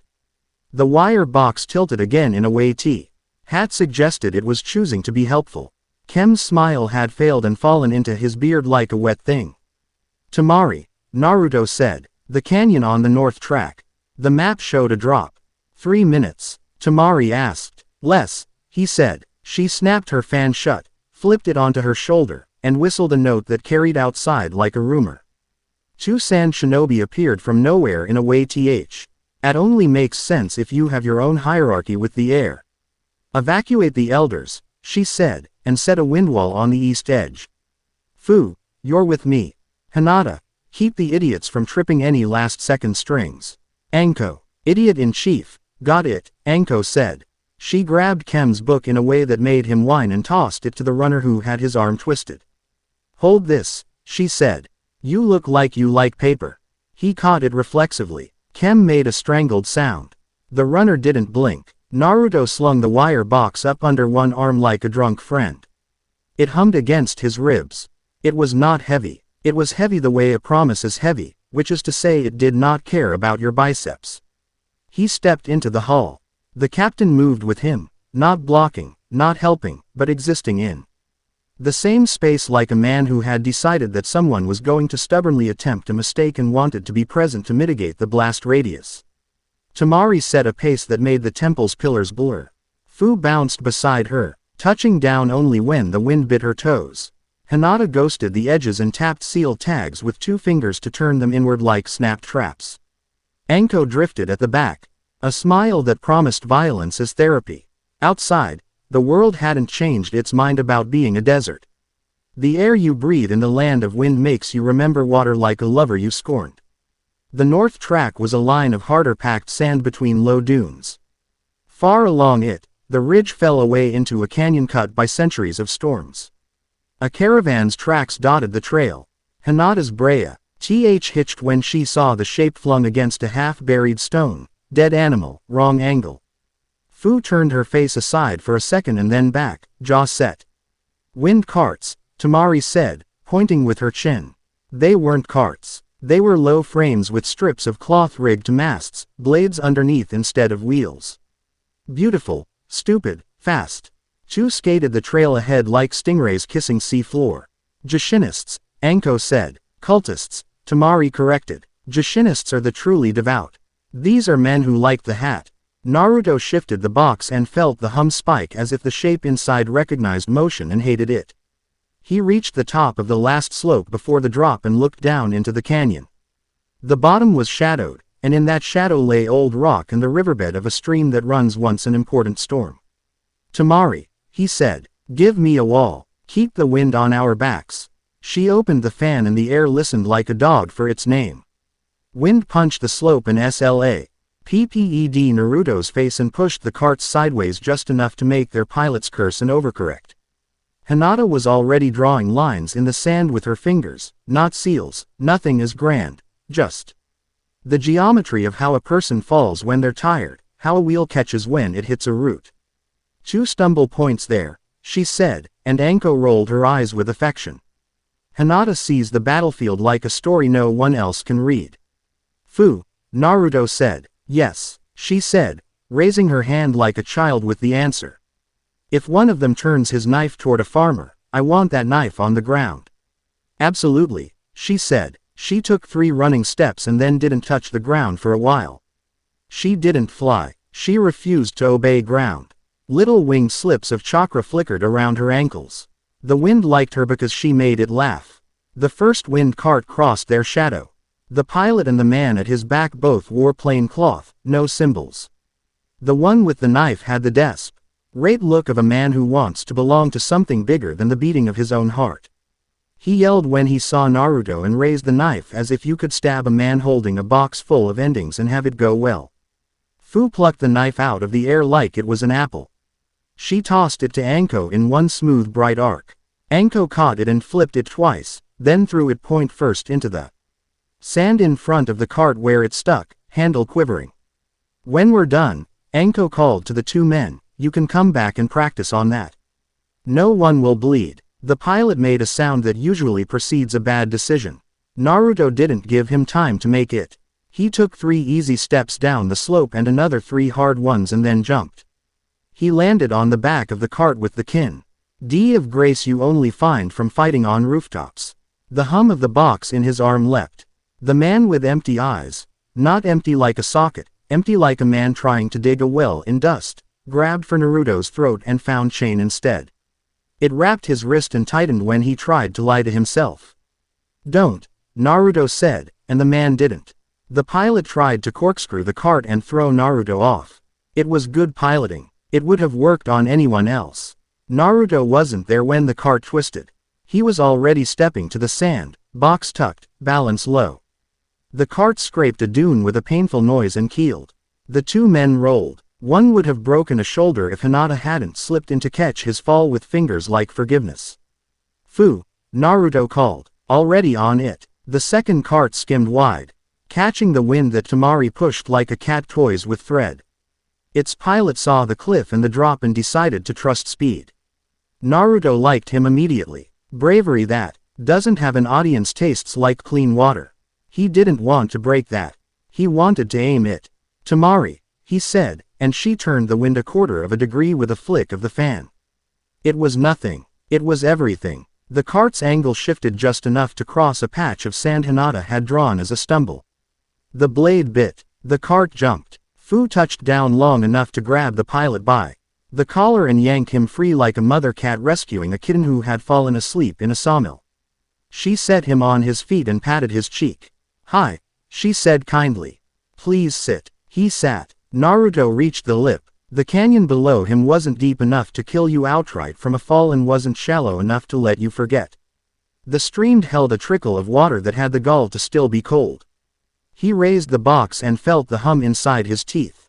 Will it break on impact? Tamari asked. No, Hinata said quietly. Good, Naruto said, and hurled it anyway. It hit the air like a bell. The wire bent and didn't shatter. It spun and sang and the sound went not up or down but out in a circle that made even the wind reconsider its manners. The hum retuned itself to the canyon's line. It wanted to take something with it when it broke. It wanted to carry a living anchor. Naruto exhaled. He didn't press his coin to the world. He stretched his silence instead. Not dome wide, not something to fight with. Something like a bowl to catch the splash. He held it there, a hush cupped in both hands.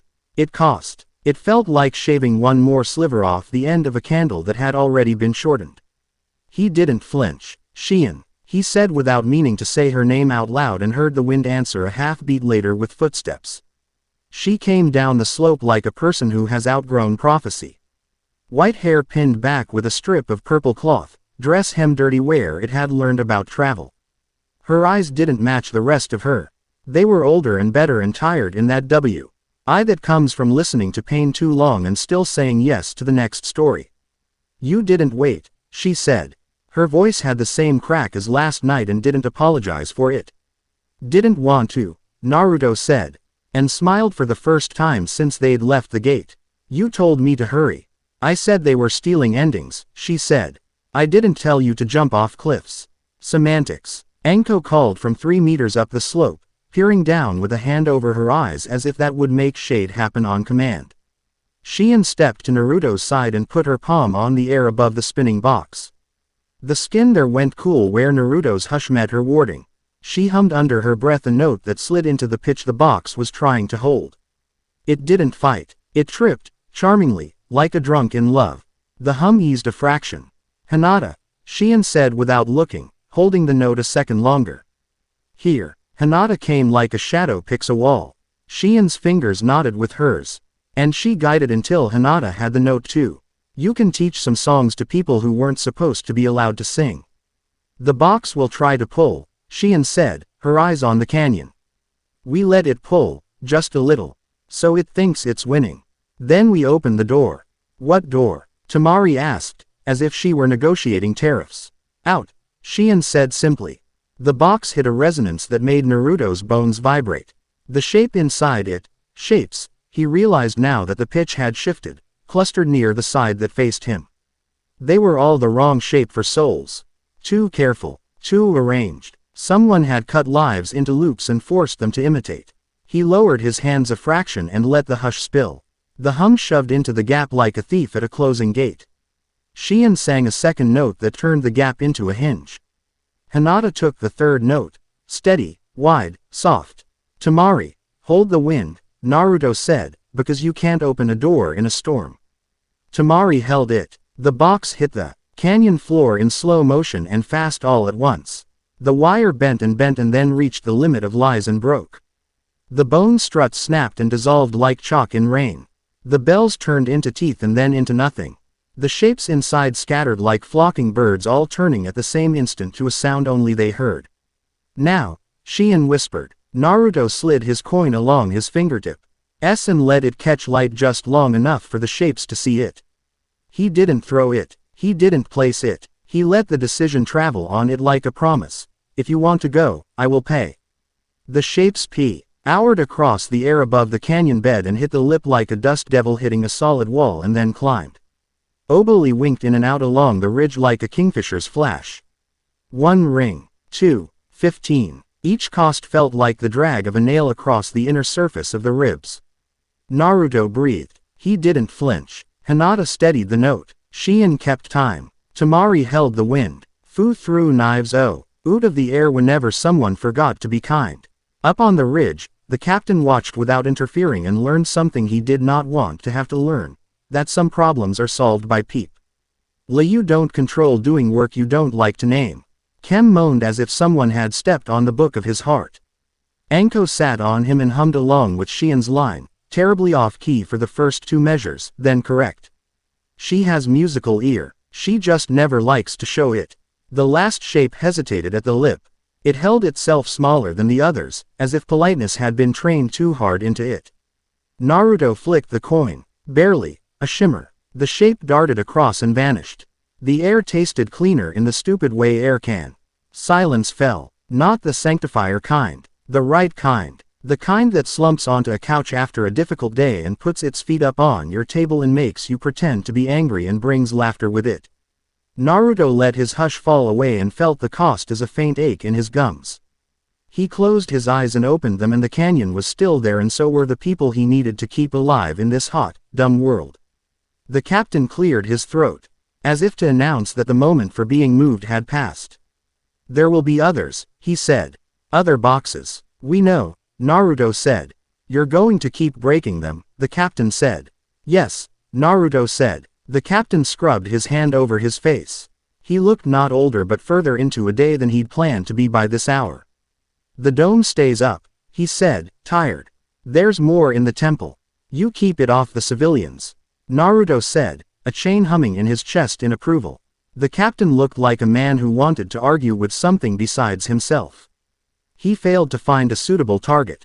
We have warrants, he said instead, for your arrest, and for hers. He flicked his chin at Anko, who stuck out her tongue with the precise maturity the moment deserved. Use them on the next man who builds a box, Temari said. Polite as a blade, I'll sign them. Diplomatic immunity is not.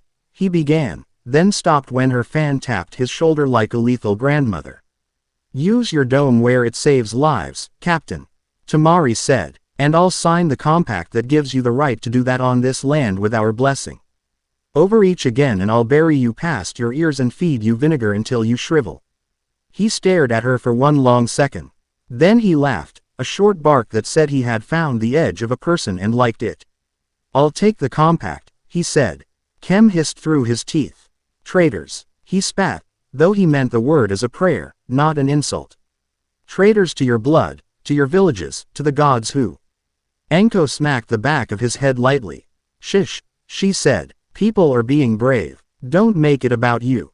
He subsided with a small, ugly smile like rot in fruit. Shion sat down hard on the sand like someone who had been strong for an hour longer than she had budgeted. Hinata sank beside her, shoulder to shoulder.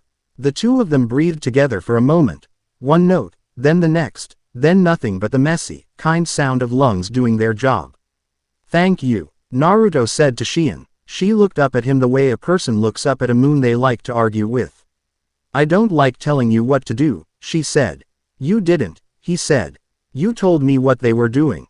Quote, good, she said. Hate prophecy. I do, he said. Fu trotted up, hair wild in the wind, face bright. That was great, she said, then paused as the weight of what they'd done rolled over her like a tide. That was, I know it wasn't great for the people who were, but the part where they left, that part felt good.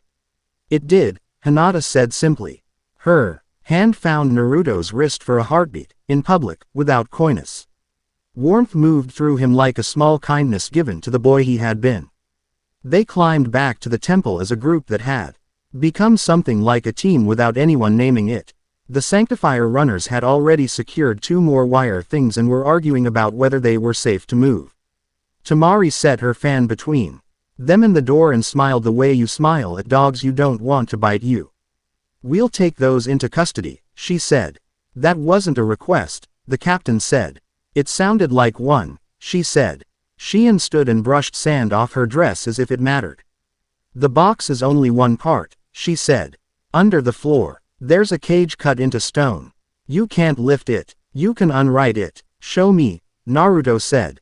Shion led them to a side chamber where the air still carried the breath of 100 whispered prayers.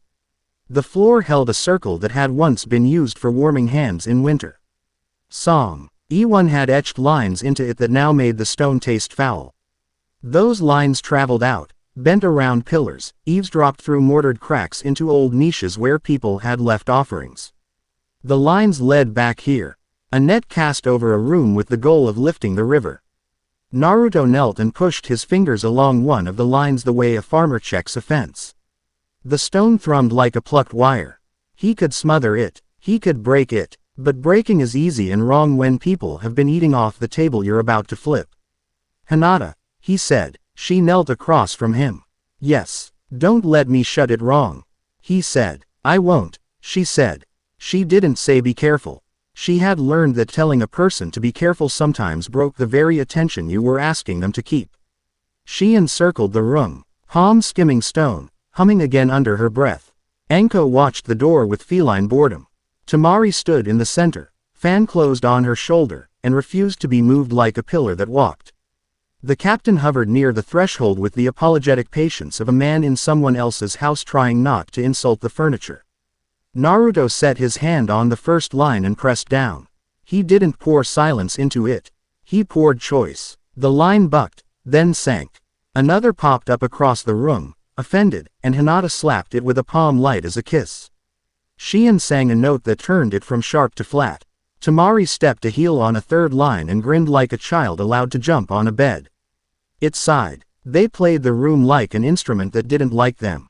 When the pattern finally laid down and went quiet, the air changed. Not much. The taste of bitterness at the back of the tongue faded. The quiet in the room grew kind. Shion exhaled, and stopped singing and laughed once under her breath in relief that didn't ask to be witnessed. You can't undo what they did, she said. But you can keep the room from continuing to help. Good, Anko said. I'm in favor of rooms that mind their business. They walked into the square and found the sanctifiers had set a research table up in the shade like a picnic for people who hate their hobby. The captain took one look at their faces and decided not to say the thing he could have said. He said a different thing. You took something with you when you broke the box, he said to Naruto. You paid. It wasn't accusation. It wasn't admiration. It was inventory. I had it to pay, Naruto said. Until you don't, the captain said. And then I'll ask for help, Naruto said, with a calm that felt like a risk he was taking on purpose. Hinata looked at him then with a softness that hurt the air for a second. He will, she said. We're right here. Anko looked like she was going to throw a rock at the sun out of sheer stubborn affection. Temari masked her approval by scowling at a scratch on her fan. Fu frowned at the sky because it wasn't clapping. Kem twisted under Anko's heel. His ice had lost its confident patter and gone peevish. You think you've done something, he said. You broke a toy. You don't even see the banquet being set for your god. Starve him long enough and what is it you people say, fall asleep. Then none of you have to pay. He giggled. It was a disgusting sound. Beautiful, isn't it? The air went thinner the way it does when an oven door opens while you're leaning in. Not enough to hurt, enough to warn. A man's voice slid down the wind from the ridge to the west, mad and warm and dangerous the way the side of a blade is dangerous if you're a rope. It wasn't loud. It arrived in ears despite distance because it had paid attention to who would be listening. You've been practicing on the easy ones, the voice said. Boxes in rooms. Small cages. You will tire long before we do. Quote. Temari's head turned. Her eyes sharpened. There, she said. A figure stood on the ridge line where the sun made men into cutouts. His robe wasn't priestly. It was the practical coat of a man who had walked and expected the walking to test him. He wore no mask, no sigils. He could have been a merchant if merchants spoke like that. The wind took the edge of his hair and held it. When he smiled, it didn't reach his eyes, not because he was lying, but because the smile was for someone else entirely. High Augur Soru did not introduce himself. Of course he didn't. Men like him never feel the need to tell you who they are. The world is expected to recognize them like a crest. You used to hide, he said conversationally. All of you, the ones who play with endings. You come into the world more now. Is it because the boy asked you to? Or because you were bored? Naruto let the silence answer him for a beat. Wind hissing through grass, sand ticking against stone. Someone's canteen creaking as it cooled. I don't care who you think you're talking to, Naruto said. You have my attention for exactly as long as it takes me to break the next thing you built. Good, Soru said, and it was honest delight. I was worried the stories were exaggerations. His gaze drifted over them and landed on Shion. Priestess, he said warmly.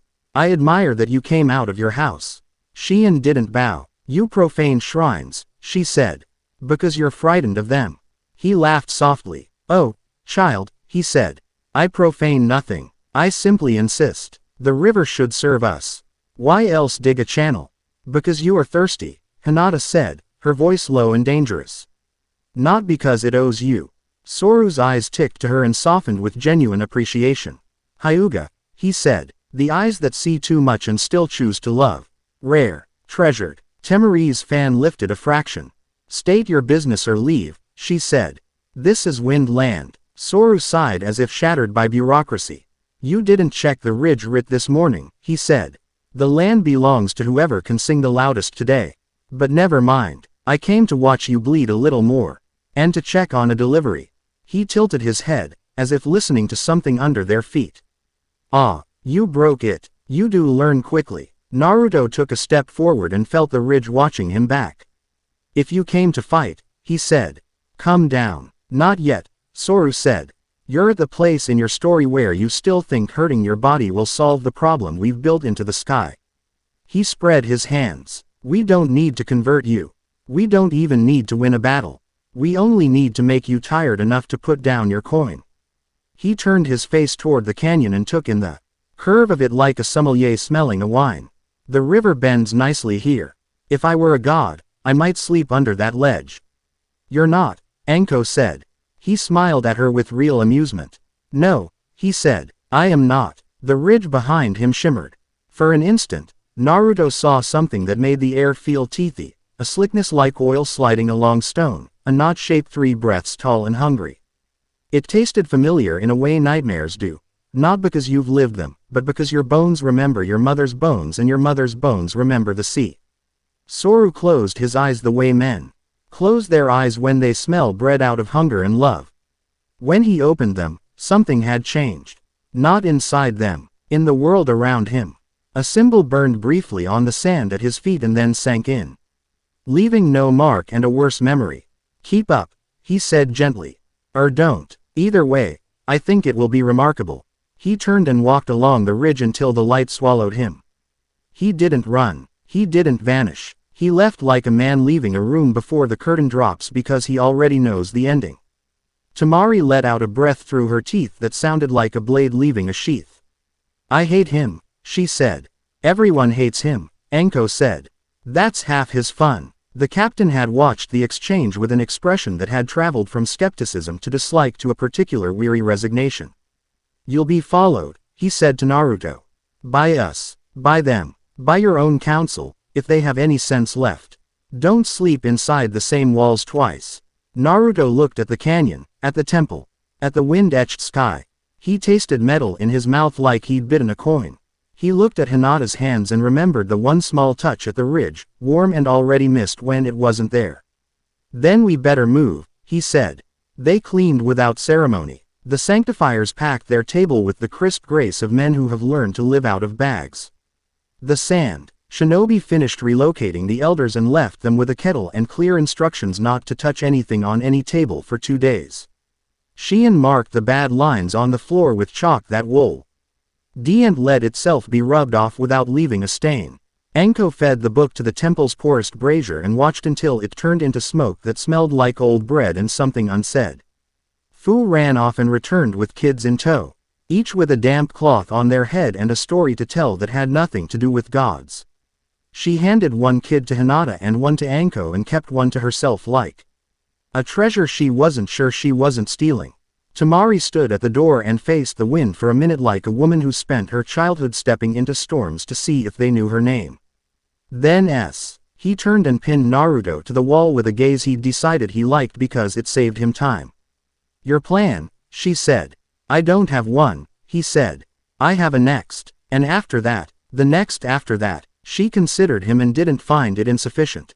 Good, she said. Plans make men lazy. They walked back out across the sand in a line that wasn't military and wasn't random. People fell into their places because the spaces between them had been shaped by work. Fu bounded and then didn't when she saw Hinata yawning behind her scarf and lowered her pace without comment.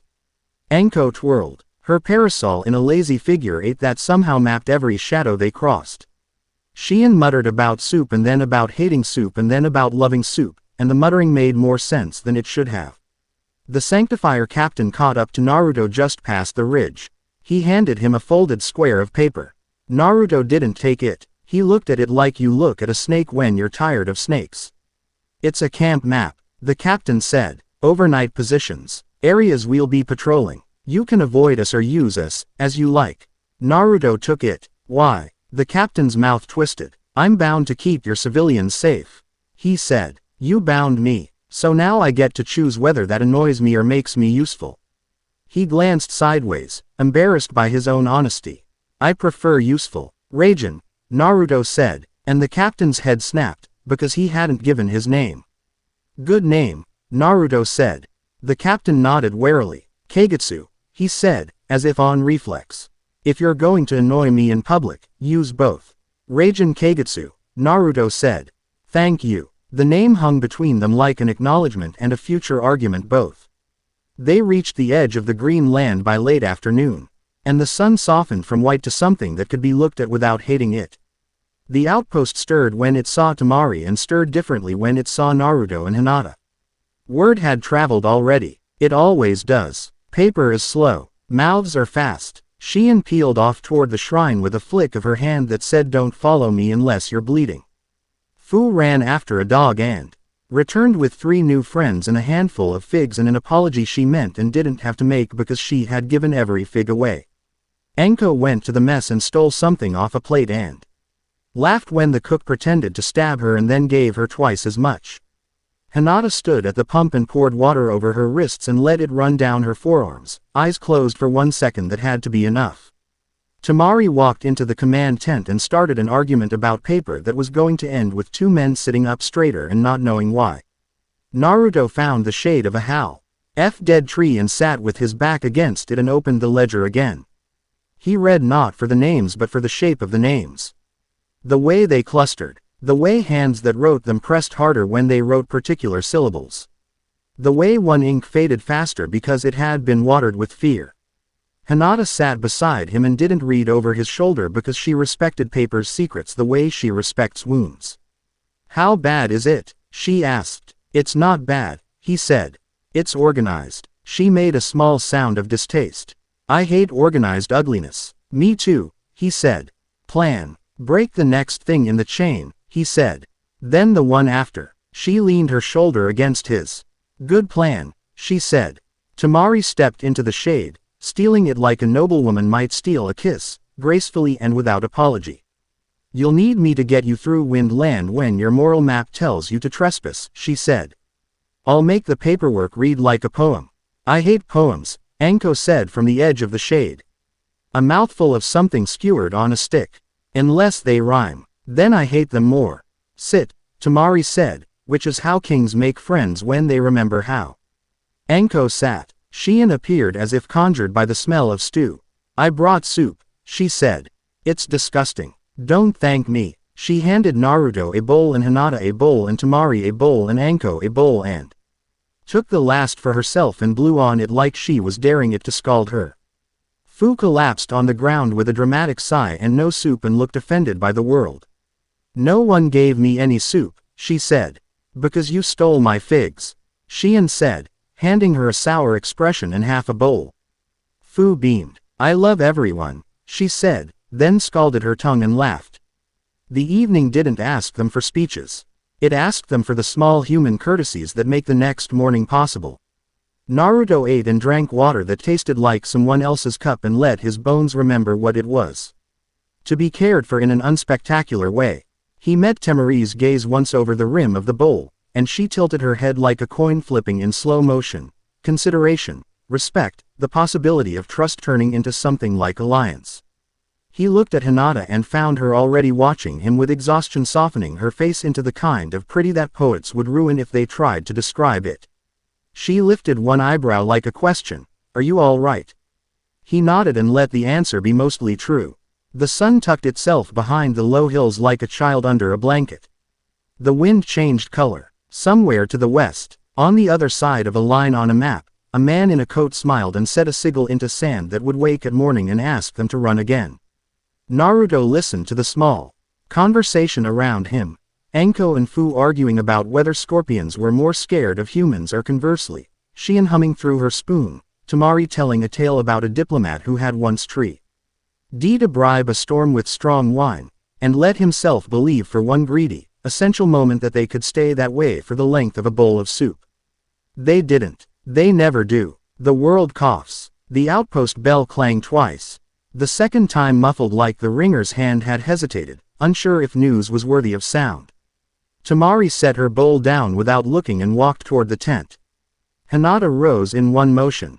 Anko licked her spoon and then tossed it in the air and caught it with a grin that promised trouble and went where the bell wanted her. Fu groaned, but soup, and leapt to her feet anyway.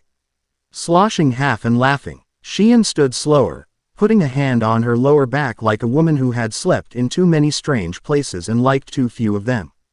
Naruto wiped his uth on his sleeve and closed the ledger on a page that had the words, Hunger Parish, East Bank, written in a hand he hoped belonged to a man who would soon decide to do something else with his evenings. The runner at the tent's flap looked relieved just to see other faces. He shoved a paper into Temari's hands with the gracelessness of one who hadn't yet trained hope out of his muscles.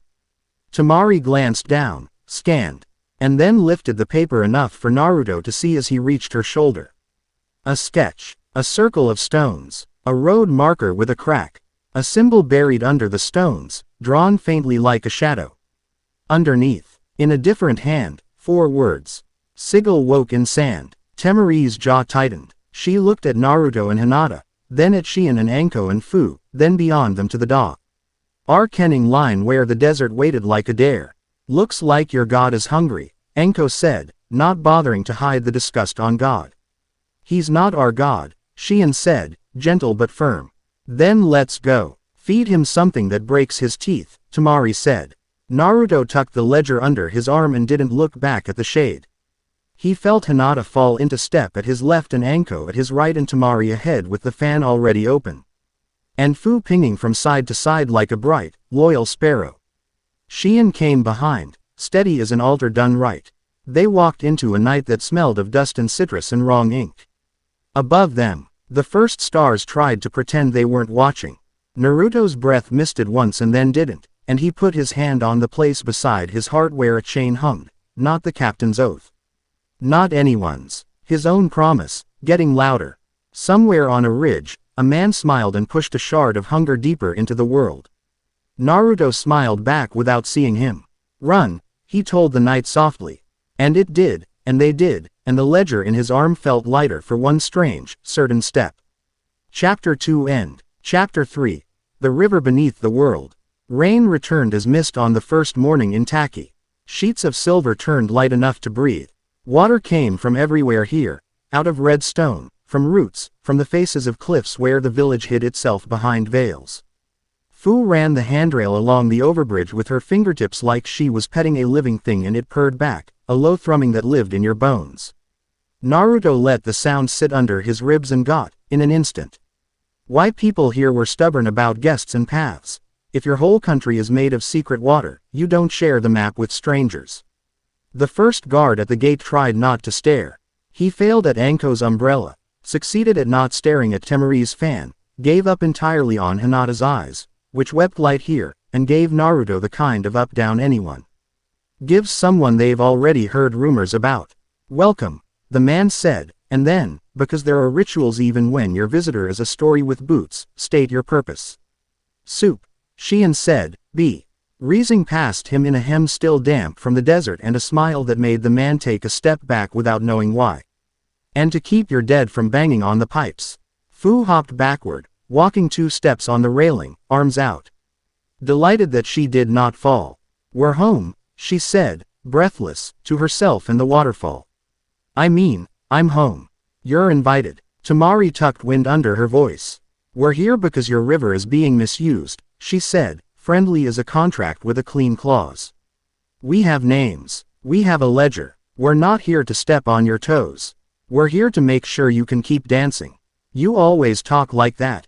The guard asked warily. Only on Thursdays, Temari said, and the man blinked because he didn't know what day it was and she had done that on purpose. They cut across a market suspended on ropes and platforms like spider silk, the stalls swaying, the whole place trusting knots grown over generations. Hinata had to fight not to step wrong, ere the ground decided where your foot went. Anko drifted hand light past baskets of carp big as calves and stole a pickled plum with such ceremony the stall keeper laughed and gave her 2. Naruto breathed, and the river under it all breathed back. Your heart's steadier, Hinata murmured, almost surprised. It likes it here, he said. The man they were to meet sat under the eave of a tea house tea. Hat leaned so close to the fall's mouth you had to speak up. He wore a straw hat that had once been mended with gold thread and then mended with reed because gold runs away from work. He drank tea so pale it could have been water pretending. He didn't look up when they came, which was a choice men make when they want to make other people wonder if they're important. Fairies are closed, he said, voice gentle enough to be insulting if you wanted to take it that way.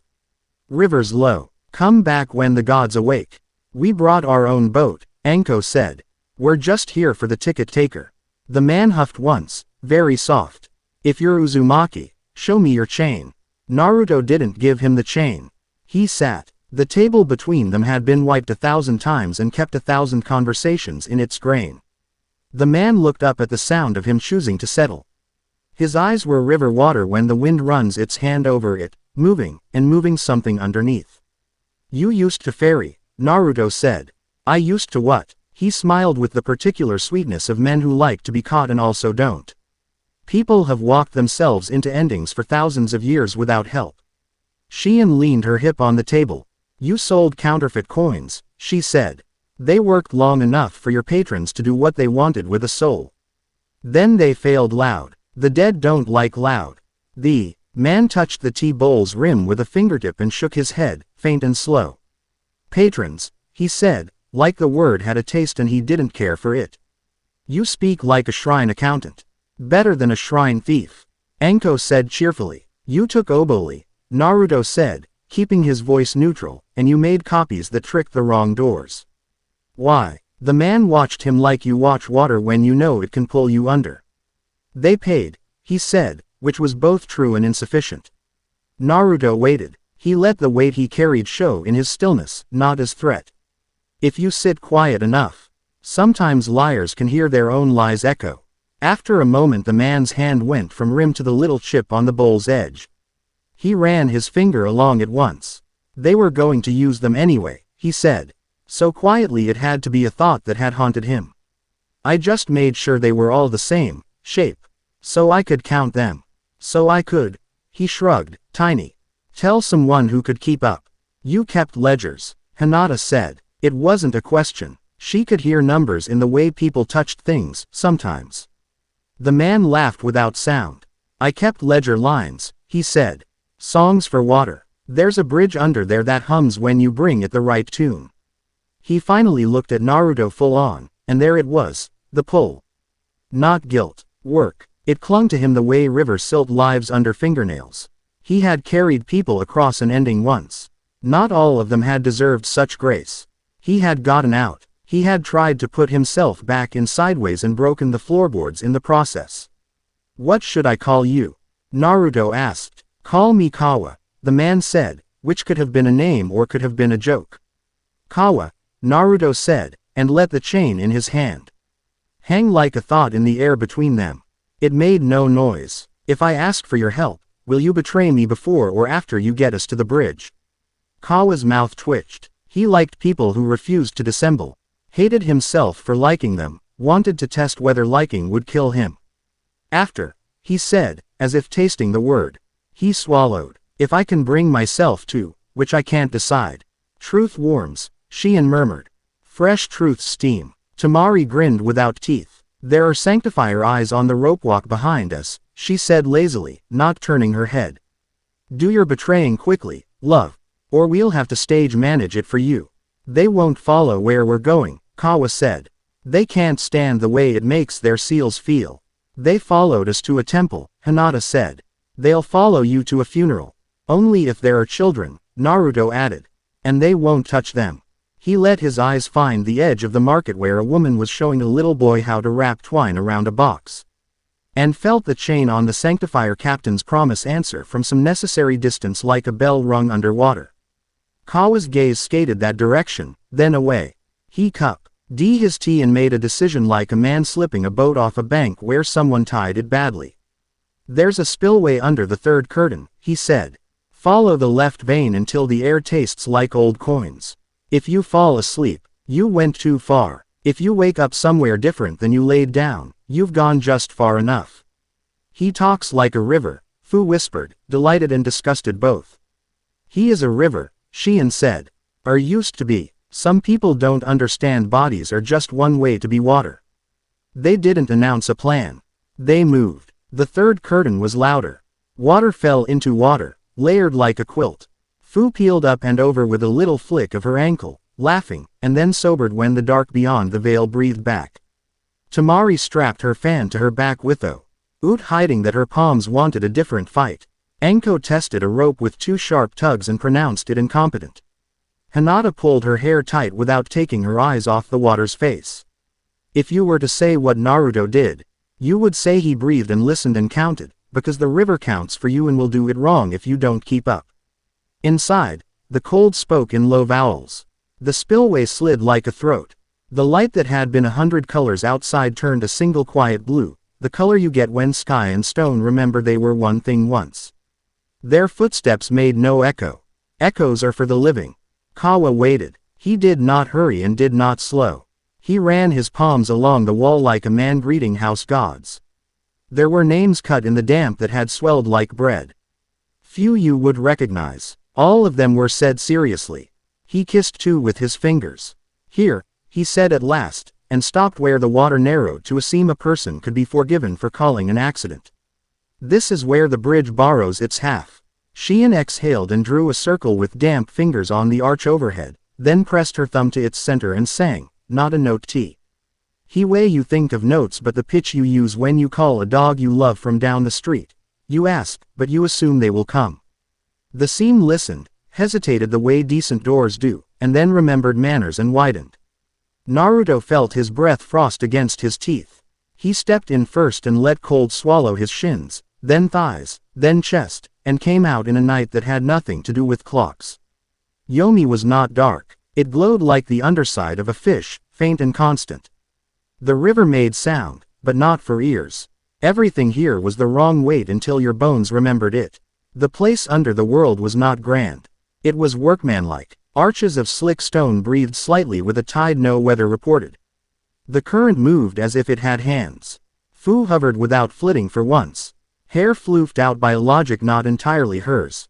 It's like swimming in a dream where you can smell things, she whispered. Don't inhale, Anko advised. It'll go to your head and you'll try to marry a stalactite. Tamari almost laughed. She didn't. She tried to touch the air with her old trick and found old air touched back, faint and interested. Hinata's eyes went white and then paler, almost colorless. Pleased and terrified. There are currents, she whispered. Like chakra. But they're memories. Her gaze snagged on a slow swirl. That one's a mother remembering the smell of the soup she never got to eat. Shein's hand found Hinata's, squeezed, and then left it, a prayer without performance. Kawa moved through the shallows, little hitches in his step where stones were not. He didn't look over his shoulder to see if they followed. Rivers hate fuss. They like people to know where they're going. The bridge announced itself from a distance by changing the way the river spoke. The upper current snarled and then softened, like a dog recognizing a friend who once stepped on its tail. Up close, it was an arch of small white discs mortared with something like light. They were not all coins. Some were buttons. Some were bone ovals polished by thumb. A girl's ring. A sailor's token cut from cheap tin. They had been placed, not dumped. They hummed when the water loved them. They hummed a different key when it didn't. Ledger, Kawa said, almost ashamed the word existed. You bring weight. It weighs you. If you're true, it sings you through. If you try to cheat, he shrugged. Which in Yomi made him look like a man underwater trying to disagree. Anko grinned. And if you jam fake coins into it, it thinks it's helping until suddenly it's full of lies. Kawa's mouth pulled. I kept some, he said. He tapped the left breast of his shirt. For later. For starving something else. Don't be cute, Tamari said. It wasn't unkind. We're here because being cute broke rooms. Kawa nodded as if relieved someone had said it. Naruto stepped to the arch. It had no gate. It had a bend you had to decide to trust. He set his palm against its inner curve. Cold, not unfriendly. The way new tools are cold in the morning until you make them warm. We can't break it, Hinata said softly, seeing his shoulders shift the way they do when he chooses violence that will be surgical. We can't even bend it very much. Too many stories in it. Not trying to, Naruto said. We're going around. Like a burglar, Anko said, admiring. Like a mason who doesn't want to move a load-bearing wall, he corrected. And she rolled her eyes. The river narrowed through the arch and frothed where stones had been placed by hands that didn't care about pretty, only about the way water resents being told where to go. Past it, on the far bank, the light was different. Warmer, softer, as if a city with 1,000 little lamps sat just out of sight. They'd find that later. For now, the bridge sang faint approval at Xian's nearness, at Hinata's quiet, at Fu's unwillingness to wear shoes even in a place that could have eaten her whole without noticing. Kawa took a breath like a man reaching into a thorn bush. They will come, he said, glancing back not at the seam but at the water above them. I lied to the people who bought my lies. I told them I could keep you from getting past. It made them happy. They tipped well. How many? Tamari asked. Enough. The water above them shook, not as if something hit it, but as if somebody somewhere drew a bow across a note too close to the one the river had already chosen. The seam they'd come through narrowed a fraction. Quiet shivered. Dome, Anko said, disgusted.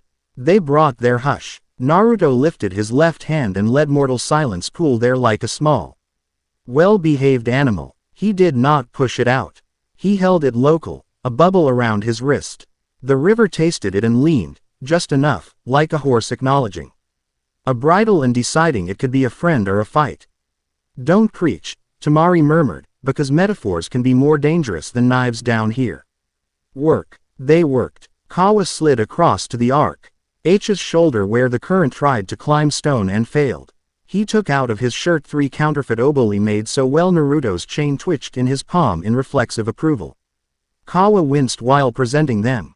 Like showing a friend a scar you gave someone else. They'll call to it, he said. And to the other thing. The hungry piece. Hunger shard, Xian said softly, and the sound of tea. He word was like putting a match to a damp wick. Something ugly flared and smoldered and then showed its eyes. You're going to feed it, Hinata said, cool and precise. She understood before anyone else would say it. Long enough to make it forget its mouth is open, Naruto said. Then we slide the real coins past while it's chewing. Fu made a face that was 2 parts delighted, 1 part horrified. We're going to trick it into biting down on chalk. More like hardtack, Anko said. Chalk is too nice a word. The seam in the world above tightened another hair. Naruto felt the cost in the bones of his face and the small skin at the corners of his eyes. It would have been easier to push hard, make the dome fight him, blow a hole in the hush with silence of his own, but the temple had taught him, the bigger thing wins for a minute. And then the room collapses. Here, minute could mean a year. He breathed slow. He flicked a hand toward the surface, a little inverted wave. Raijin, he said softly, and hoped the chain in Kagetsu's chest would hear him like a line tugged on a pier. Above, in the market, in some arrangement of seals and rope and men trying to decide if they were doing the right thing. Raijin Kagetsu looked at his runners setting the null lattice and nodded, and then stepped back, and told them to keep the circle wide. No civilians in it. Don't cut through the fish stalls. Don't press against the rope bridge where children watch lightning storms. Hold the line where the line can be held without breaking something living. The chain at his heart warmed with the clean heat of obeyed promises. He pretended there was no chain at all. Go, Naruto said, and Kawa tossed the first counterfeit into the arch. It rang like a bell in an empty room and then made a second sound that hurt. Not loud, not for ears, a teeth-on-fork scrape inside the water. The river convulsed around the arch, the current flared, something downstream opened. Naruto felt the pressure shift and made a small circle with his left hand, silence the size of a coin, just enough to make the current stumble. Tamari rolled wind along the surface. This wasn't wind, not really, but her body understood shush. Aping moving things, and the stumble turned into a sidestep. Hinata's eyes locked on a line only she could see. Now, she said. Xian stepped forward like a dancer choosing when to lift her foot, and set a real obolus on the current. It slid past her fingers and vanished as gently as a breath. A light far off along the river kindled. It felt like a man who didn't die alone. The seam tightened. Yuto held his bubble steady and let it cost him. It burned without heat. He watched Kawa's shoulders stiffen and drop. He looked like a man who had spent his whole life pulling coins from ears and now Couldn't remember whether that was joy or theft. Second, Kawa said, throat rough. He threw it. The river bit down and snarled and then gulped, filthy greedy. Naruto made a slit in the quiet where the bite jumped. Fu slid sideways like a girl on a banister and aimed a handful of pebbles into a swirl that Hinata pointed at with a chin flick like a conductor. The pebbles were prayers for what to do with hands when you can't do anything large. The river took them, changed shape, and Shien's second coin slipped through. Bells very far away, or very near, chimed exactly once. Third, Kawa whispered, and then didn't throw it. He stared at the disc and saw his own face in it, not because the coin reflected but because it remembered. The shape of the man he had been when the river had still truss. Him tried to stand up in his skin and failed. Kawa, Naruto said quietly, not a threat, a door. I thought I could aim the lies, Kawa said, soft enough to be only for the archer's hearing. I thought if I kept them all the same shape, I could find them later, and bring them through. He laughed, a little sick and older than his neck. Men who think that forget that people die in the meantime. Enko leaned back against the arch where the stone was not stone and watched him like she watches a person about to drop a plate. Don't ruin the moment, she said dryly. Save the coin, throw the coin. Have a feeling, don't drown us in it. Pick. He threw it. The river's mouth bucked. The shard that had been digesting at the bottom of someone's idea tasted sugar that was not sugar and leaned up, hungry, stupid. Tamari rolled motion along its reaching as if the hunger were a dune and she needed to move high sand to make a road. Naruto took one step into the gate because the river chalk. And that was the only way to convince it not to spit, and his heart stuttered, and Shien shouldered him, not his body, his timing. Now, Hinata said again, sharper, and Naruto obeyed her, a small b. Bubble of silence that cut a note you couldn't hear, and the river stopped a fraction of a beat where it thought to swallow them all. Shien slipped 3 more oboli into the pause, clean and quick and unshowy. Small kindness after small kindness, and when the river came back to itself it had swallowed the chalk and missed the food and didn't realize it until it exhaled. The light downstream flared, first one, then another, then many. Like a school of fish turning all at once when a larger fish thinks it's clever. The shard starved on a mouthful of counterfeit and sank away to sulk in some weaker eddy. It didn't die. It didn't need to. It was not invited to dinner again. Kawa made a sound like someone had taken their foot off his chest. He put his face in his hands and then away from his hands because he hated the gesture. And when he looked up, he found Naruto's chain just there, near his own chest, hanging like a medallion over water. What happens if I run? Kawa asked, exhausted and curious.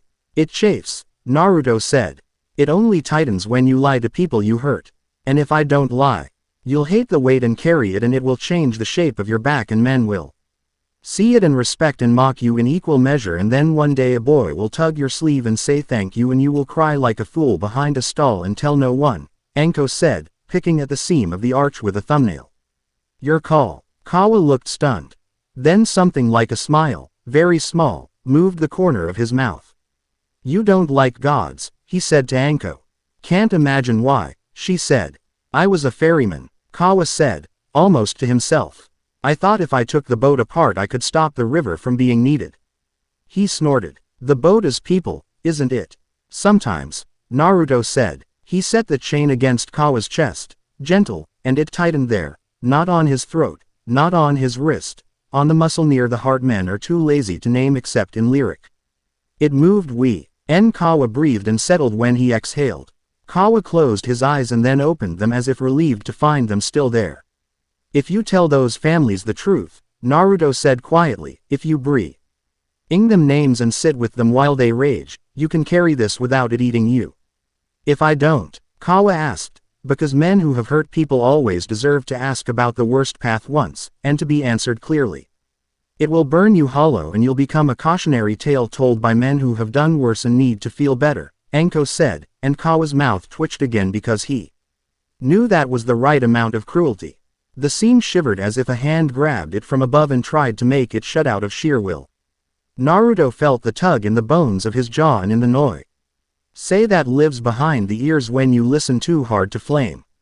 He looked up. Raijin Kagetsu stood at the edge, a shadow in moving water, his head tipped like he was listening to a language he didn't speak and respecting it as a language anyway. Seals glowed around him like cheap brass. He touched one, thoughtful. He did not tear. He started to speak, then shut his mouth on whatever lecture he'd been given by a man with books. And said instead, carefully, "Do you need me to get anyone out of the market while you're still down there?" Naruto smiled despite ache. "No civilians," he said. "Already moved," Raijin said. A little proud and a little annoyed about being proud. Seem. How long? Long enough, Naruto said. "Unless you try to help the wrong way." "I won't," Raijin said, and his chain warmed and he scowled because he hated that it purred for agreeing with himself. Something farther down the shore moved, a long shadow bending, bells catching breath. Anko's hand went to a blade without noise. Hinata's fingers flexed open, then closed, then she slid subtly so she could be between Naruto and the shape without it looking like that was what she was doing. They turned in unison, slow, as if spooking would spook it. The figure on the far bank wore a robe stitched with bells, and the bells made no sound because they had learned not to by long practice. His face might have been a man's if you had shaved the memory of laughter out of it. He did not walk so much as continue, like a thought that refuses to stop. He did not hurry and he did not linger. He stepped onto the stone where the arch's song was loudest. And for a moment even Kawa's breath went shallow and the river leaned under them like a barge passing. "Ah," he said, a small satisfied sound like a librarian finding an overdue book reshelved. "You took the work. Good." Naruto's hand cooled. "Who are you?" "A man who wore your coat until he forgot how to take it off," he said mildly. "Leave it on long enough and even baths feel like lies." He cocked his head. The bells did not move. "You're doing well. Better than I did at this point. You get farther if you're willing to be kind." Temari's mouth tightened. "You met him," she said to Anko without looking away. "Where were you when you were 20 that I wasn't allowed to read about yet?" "Under a different river," Anko said. "With worse shoes." The En's gaze fell to Kawa like a coin into a dish. He nodded once. "You'll hurt for years," he told Kawa conversationally, "and one morning it will be quiet. Don't trust that morning. Find someone to say their names out loud with you. It keeps the quiet from turning sour." Kawa swallowed once, his Adam's apple moving like a fish jumping. "And you," the man said to Naruto, voice kind in a way that made Hinata's fingers tighten when she didn't intend them to, because kindness from ghosts is always a little predatory until proven otherwise. "You cannot carry everyone." "I'm not trying to," Naruto said. "You will," the man said gently. "Because you can. That's not a boast. That's the trap." He looked past them, toward the warm light beyond the arch. "They keep candles there. A lot of them. Yours will be brighter than seems fair. You will hate that. Remember. You don't have to dim it to make room for other people to see." Shein exhaled, unsteady, as if she had not been breathing for a measure and only now found it again. "Who taught you to talk like that?" she said. It wasn't sarcasm. It was grief. "No one," the man said. "Men like me learn how to talk when we lose good listeners." He inclined his head toward the arch. "City's still standing. For now. If you need a place to set your work down for 1 hour that counts as more, you'll find it. If you need a mirror, don't bother. I left Nay there once and when I came back it had put on my coat and refused to give it back." Fu, who had been very good this whole time and had not bounced even once, blurted, "Do your bells itch?" "They look like they itch." He looked at her. For a second the river warmed by 1 degree. "They did," he said. "They don't now." "That's not a compliment." He turned away, a shade moving along a line it had drawn for itself and could not redraw. The bells still made no sound.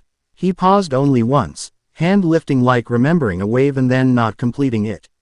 "You cannot carry everyone," he said again, not as warning now, not even as prophecy. "As gift, maybe." "I know," Naruto said. "Make them walk," the man said. "You can make a road. You can't be one." He moved on along the water until the light that had seemed like a city behind a bend brightened, and if it had a name it didn't give it. It only existed. That was enough. Shein wiped her face with the back of her wrist, fierce and irritated at herself. Hinata breathed in the same place as Naruto, and if anyone had asked, she would have said the room smelled different because of the river, not because fear had moved and left something simpler behind. Rajan shifted above and made a decision people like him hate making because it is not tactical, it is human. We'll hold the line on the seam, he said to no one who could answer. We'll keep our hands off the water. The seam relaxed. Naruto didn't do it. The Sanctifier captain did. The chain hummed and Rajan scowled again at it and then stopped scowling because other men were watching in. He would sooner die than make a show of discomfort he hadn't chosen. Kawa stood as if the world had returned to gravity. He cupped his ribcage where the chain lay and laughed once, sharp and ashamed and relieved. I will tell them, he said. His voice shook. I will bring names. I will sit as long as they want. I have nothing better to do with the portion left to me. That's the first true thing you said today, Temari said. It's the best thing you'll say this month. After that, all right things are repeats. He nodded. He did not kneel, because men like him kneel too easily and for the wrong reasons. He put one finger on the arch and left it there a second, like a kiss. Then he waded out the way he had come, into living water and salt and soup and the hard, ugly business of making a change he couldn't undo. They stood with their backs to the arch for a time that could have been minutes or hours. It didn't matter. Time here measures with the cadence of breath and the number of names. You were willing to speak in a row without making the room about you. City of Candles, Anko said finally, like a woman tasting a phrase on her tongue to see if it lies. Later, Naruto said, we're going. Fu asked, because she had held still a long time and had used up her allotment of being quiet and brave without movement. Naruto nodded. Later, he said again. Now we go back up. Tell people we're still cutting cages. Tell them to boil their water and not to put their dead in places that sing. Shion snorted, as if, not in places that sing, would help. It does, he said. If enough of them do it wrong, the wrong thing loses its taste. Hinata's mouth tilted. That's not science, she said, almost smiling. It is when the science is the part of the river that likes to be stubborn, he said. And it listens to stubborn people. They took the seam up, one by one, Shion last with her hands on the edges like a doorkeeper checking the latch twice. The market breathed in around them. Broth, wet rope. Gossip trained to sound like prayer at this hour. Rajan lifted a hand and his runners took down their seals, careful as men packing away knives after a hard meal. No blood on the floor. No apologies asked for that they weren't prepared to give. Rajan and Naruto stood close enough that if either had reached they could have tapped the other's wrist without moving their shoulders. Your seam didn't eat anyone. Rajan said. Your dome didn't either, Naruto answered. Temari looked at them like a teacher watching two second sons realize their shared interest in breaking rules could be a club instead of a fight. She hid her smile by opening her fan an inch. Kawa drifted away into the market's business. He didn't look back. Good. If you build a road for men, you let them use it without making them wave at you from the halfway point. They had a quiet hour. It was loud with normal. Shion stole someone's stool and made them feel blessed by it. Fu climbed a rope and inverted. For 6 breaths and then came down because Shion glared. Hinata bought impractical apples and an eminently practical spool of waxed thread. Anko flirted like a storm with a woman who sold knives and ended up buying 3 and losing a kiss in her hair. She came back looking smug and like the world had one fewer thing to apologize for. Temari walked the rope walks with the gait of a person cataloging. Where paper would be necessary and where paper would be laughed at. Keigetsu's runners pretended to be interested in fish. Keigetsu pretended not to watch Naruto breathe, as if counting heartbeats would give him a stratagem.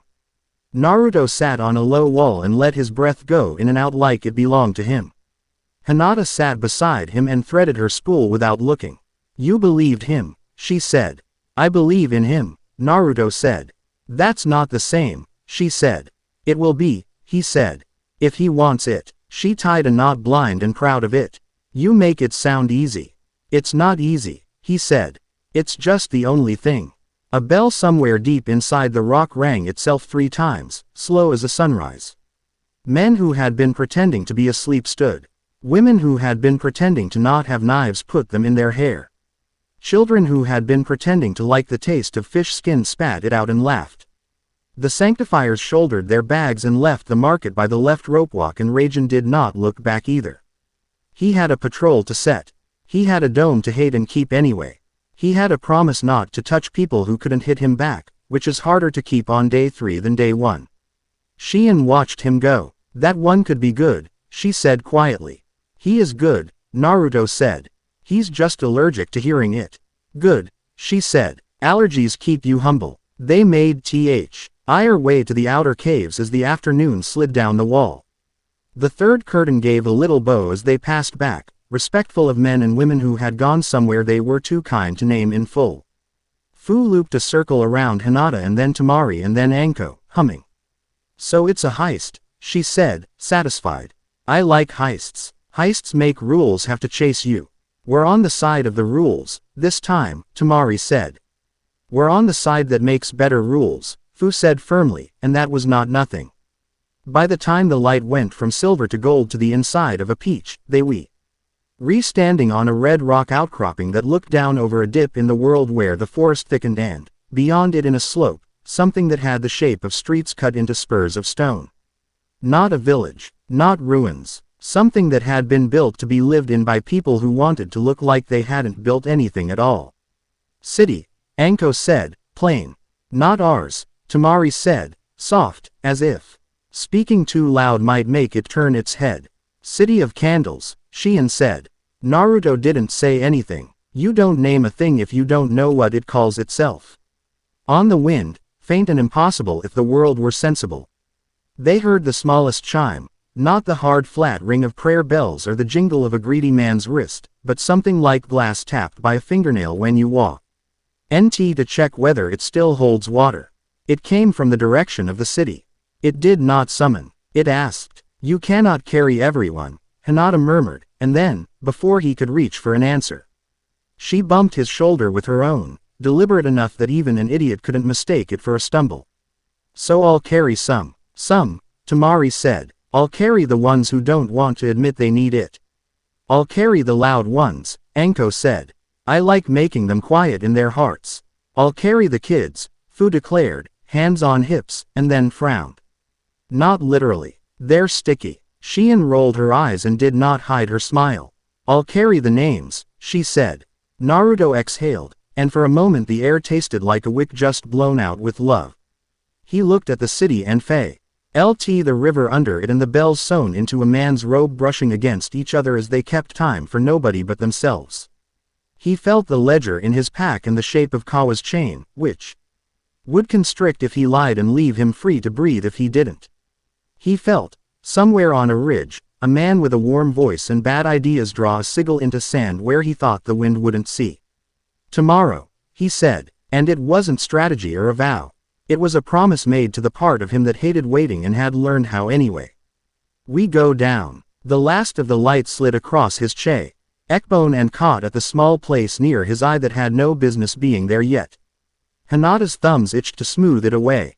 She did not. Instead she reached into her pouch and put a sweet into his hand like a conspirator. It will melt, she said. Good, he said. I like the sticky part. They ate sugar and let the city glow like a thought someone else would have tomorrow.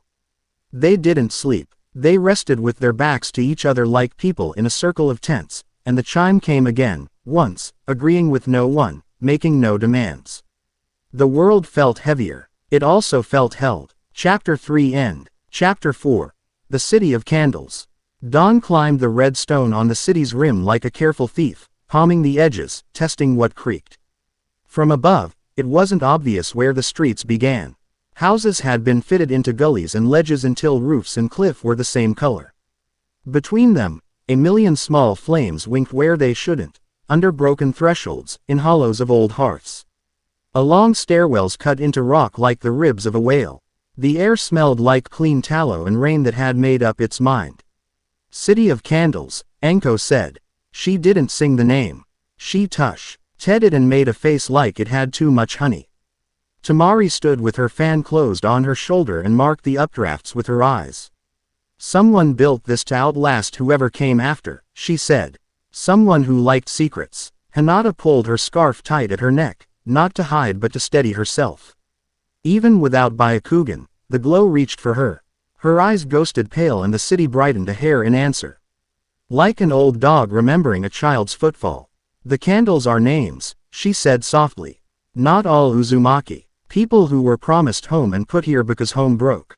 Fu perk. Head on a boulder and leaned forward until gravity remembered her and tugged. She giggled, caught herself by a hand on Naruto's shoulder, and then sobered in the next heartbeat like only she could. Do we go in quieter, you know? She spread both arms. Naruto let his palm sit on the stone edge and took the city's measure through his bones. The wait here wasn't death. It was debt paid and waiting. He breathed, and frost curled from his lips and was gone, a thing too delicate for the morning.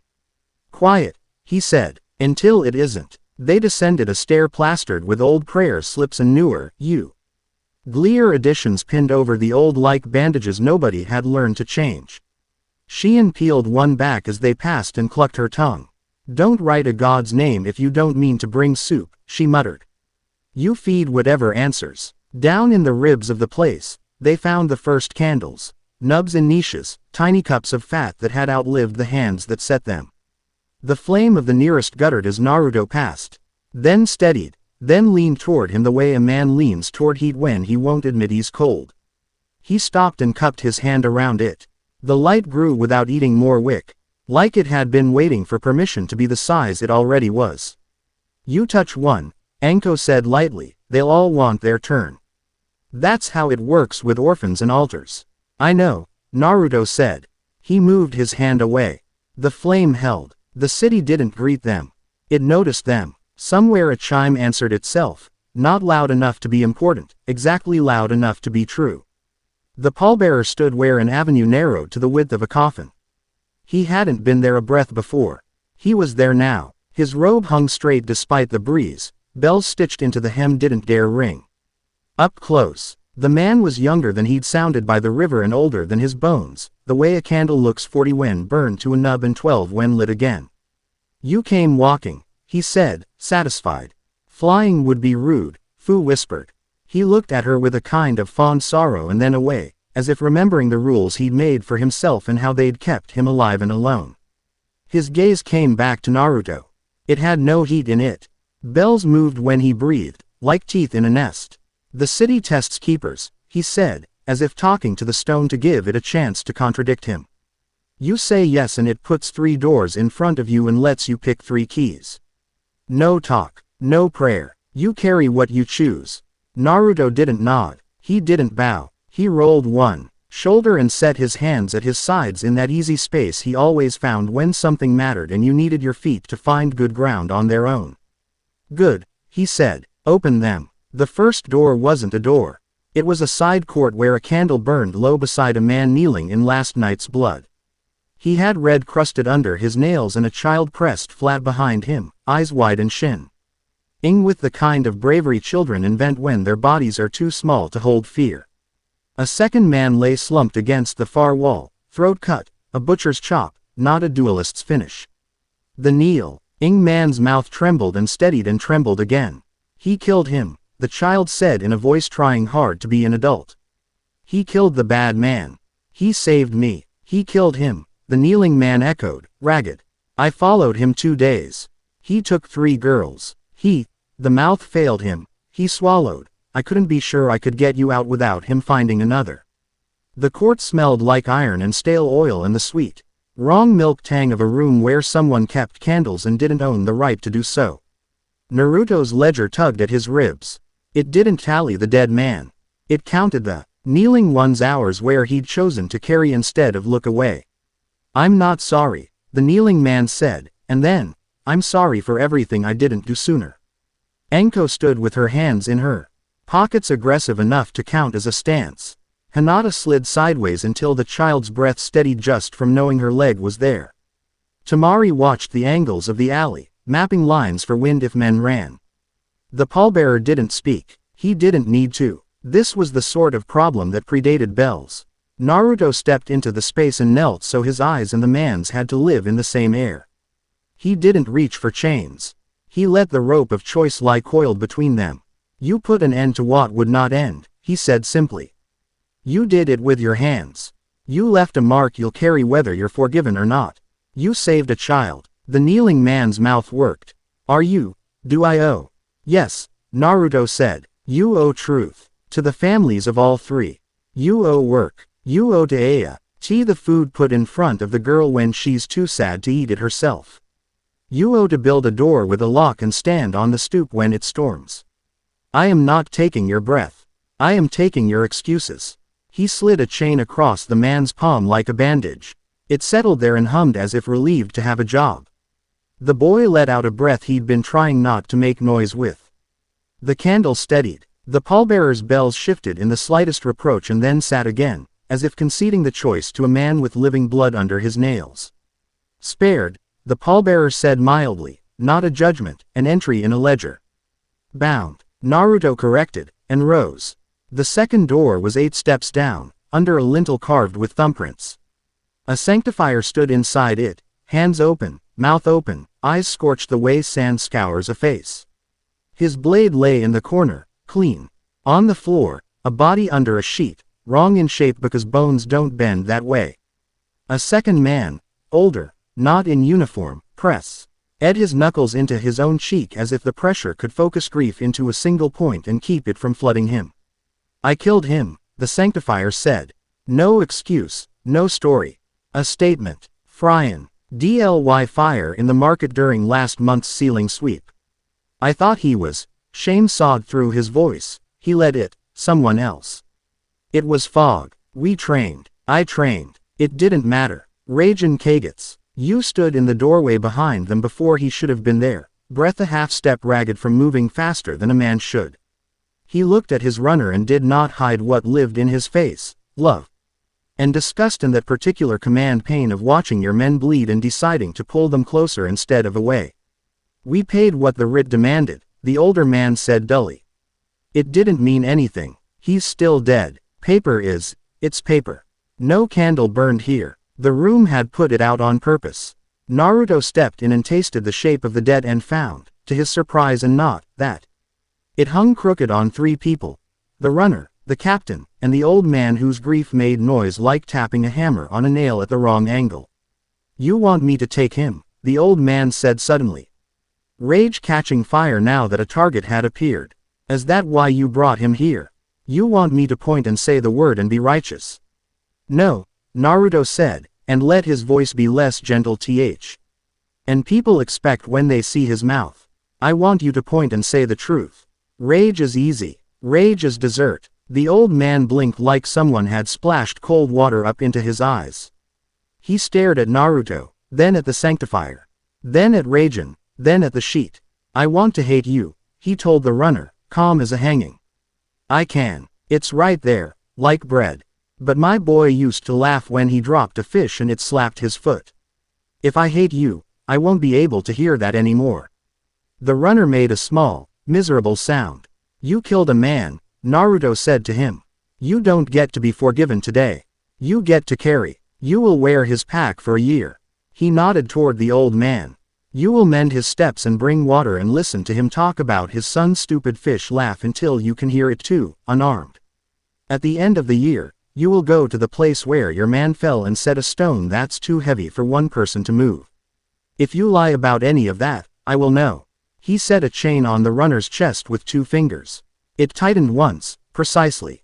The runner's shoulders dropped. It wasn't relief. It was the feeling of a weight finally landing on the place it had been aiming for. Raijin swallowed, jaw working. He looked like he wanted to argue doctrine and then discovered he had mislaid it somewhere between, no civilians, and, bring water. He touched the edge of the sheet with warrior's care. I'll help carry the stone, he said to the old man. You will, the man said. And then you will go away unless you learn how to talk like a neighbor. Raijin nodded once. A bell in the pallbearer's robe swung and did not sound. Bound, the pallbearer said again. No heat. He approved of men made useful. And the third, he said, already turning. They found him trussed in a side vault where the candles shivered as if remembering the hands that had fussed over them wrong. A cultist with the smudged sober eyes of a man who had been coerced for long enough to start calling it belief. On his forearm, a brand shaped like Soru's design, still angry. Beside him, a woman bound to a pillar, throat uncut not from mercy but from ritual that had not reached that step yet. A third figure, Boy, curled behind a fallen bench, eyes fixed on a loop of red string like it held back a sea. He said he'd kill them if I didn't, the cultist said before Naruto asked. Words tumbled. I went along. I sharpened the wire. I tied the knots. He said if I lied. His gaze skittered to the woman. Back. He said I'd get to walk away. Naruto tasted the weight around him. It didn't tally right. This wasn't a man with bloodlust. It was a man who had taken the first step out of fear and the next because the first hadn't killed him and the third because the second hadn't either. Until the edge looked far and the road behind him looked safe only because he was no longer standing where the knives were. You had 3 chances, Naruto said. At the well, when you had the knife. When you were alone with her and you talked yourself out of cutting those ropes. The man pressed his forehead to the stone. I know. It came out on a sob that embarrassed him. He had a blade to the boy, the woman said suddenly. Voice raw. He did. I saw it. Naruto's chest sharpened. He didn't close his eyes. And you still tied knots that made prisons. The man's face crumpled. I couldn't. He choked on the excuse and spit it out, furious at himself. I didn't, he said instead. I didn't stop. That's the truth. I didn't stop. Will you stop now? Anko asked. There was no sugar in it. The question bit because it was supposed to. The man lifted his head. He wanted to say yes and have the room let him. He wanted to buy back the last 2 days with a mouth. He wanted the boy to stop acting and the woman to stop bleeding where rope had whispered skin raw. He wanted a lot. None of it mattered if his wanting couldn't move his hands. I will, he said. It sounded like begging. It wasn't. Naruto's chain dropped into his palm as if it had been called by a bell only it could hear. He stepped forward and set it around the man's throat. It didn't tighten. Naruto kept his hand there anyway. He didn't glance at Hinata, though he felt her breath steady at his shoulder. He looked at the boy, then at the woman, then at the pallbearer, who watched this with enormous attentiveness and no help. You killed 2, Naruto said. Voice so quiet the room forgot to echo. One with your hands, one with your fear. You're choosing now because I made the room safe enough for you to be brave. That's not bravery. That's debt. The man started to speak. Naruto lifted his hand a finger's width. It wasn't a silencing jutsu. It was a father wanting quiet. The man obeyed like a son. You don't get to walk this off, Naruto said. You don't get a chain that spares you the decision. You don't get me taking this from you so you can pretend you paid by flinching. He drew breath. Frost touched his teeth and fled. You chose. I'm choosing. 2. He stepped in and let mortal silence settle over the man's head the way a blanket settles when you're too tired to kick it off. The candles didn't gutter. They watched. Look at me, Naruto said. The man did. There was no noble speech in him, no last-minute poetry. He looked at what he'd been and at the hands that had brought him to the door, and for half a second. What lived in his face was relief. Someone else would finally say stop. Naruto said it. The quiet took him the way rivers take stones. His chest rose once, fell, stilled. Naruto didn't look away. The woman flinched and then didn't. The boy kept his eyes on the string and then on Naruto's mouth and then on the space where the noise had been. The room breathed like a body that had been bracing finally drops its shoulders. Condemned, the pallbearer said, bells whispering. Naruto let the hush go. It cost. It always cost. Hinata's hand brushed his wrist and fell back. She didn't hold him upright. She didn't need to. Cut her free, Naruto said. He didn't need to finish the sentence. Anko was already moving. Tamari set wind to the loops until they let go without burning skin. Fu leaned into the boy's space upside down until he had to laugh or cry and he chose the laugh without meaning to. Shion touched the still man's eyelids and closed them, angry and gentle. The pallbearer watched all this with a scholar's fascination that had too much of a father in it to be comfortable. Spared, he said, counting the first room. Bound. Condemned. You think I will approve. You think I'm trying to pass your test. Naruto said, and leaned his head enough to see the man without turning more of himself than he wanted to. I'm not. I'm doing my work. The bells nodded at the man's shoulder twitched. You're not the first to say that. Maybe I'm the first to mean it. The bells didn't ring. The man's mouth did something like a smile and then remembered how perilous that was. He didn't get to sit with the aftermath. A slow, Sour wind slithered through the city, and the candles nearest the wind bent like old men teaching younger ones a lesson about storms. Bells chimed where they shouldn't. Sheehan swore, elegant and furious. He'd be patient, she said, eyes gone far. But he's hungry and he wants us to see him eat. High Augur Soru did not walk into the square. The CIT.Y made space and let his voice arrive first, the way it opens for rain because it knows it will get wet anyway. It's so beautiful when a town puts its dead on shelves, he said warmly, as if praising a grandmother's parlor. All that devotion, all that wax, like wine cellars for grief. Tamari flared her fan half open. If you knew how to leave, you'd have done it by now. Oh, I'm leaving, Soru said. And the candles nearest the wellmouth fluttered like nervous birds. I live for entrances. But before I go, I'll take my taste. A symbol bloomed under the square's heart, not in ink but in the way light ignored light. The candles around the symbol arced toward it, thin silver strands itching between flame and stone, pulled like hair caught on a comb. The air cooled as the fluffy ends of smoke were caught and coaxed. Don't touch it wrong, Sheehan snapped at no one and everyone. It will drink what you give it. Anko dropped her parasol. The fabric broke like a bird's wing and fell. She crushed the ribs under her heel. I never liked that one. Hinata's eyes widened. She saw threads other people called miracles and lies. It's pulling the endings, she said. Not the memories. The ends. It wants the last notes.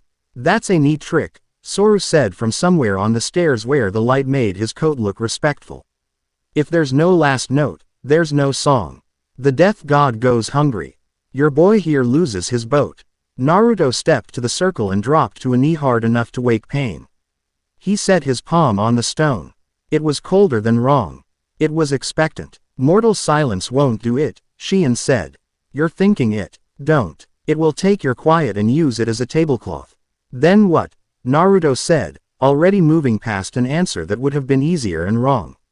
Sheehan breathed in on a sob she turned into a laugh, impressed against her will by the world's cruelty.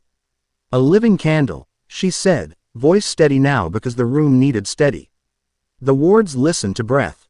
They listen to chosen heat. They'll take flame stolen. They'll obey flame given. Tamari inhaled through her teeth. There's no giving without. I know, Naruto said. Hinata stepped into the space with him and placed his hand back down where it had been when he'd lifted it to protest gravity. You're not doing it alone, she said. She didn't ask. She told the night its manners. Soru sighed theatrically from the stair, but there was a little hunger in it. Ah, he said. Devotion. Delicious in small bites. Overrated in full meals. Shut up, Anko said.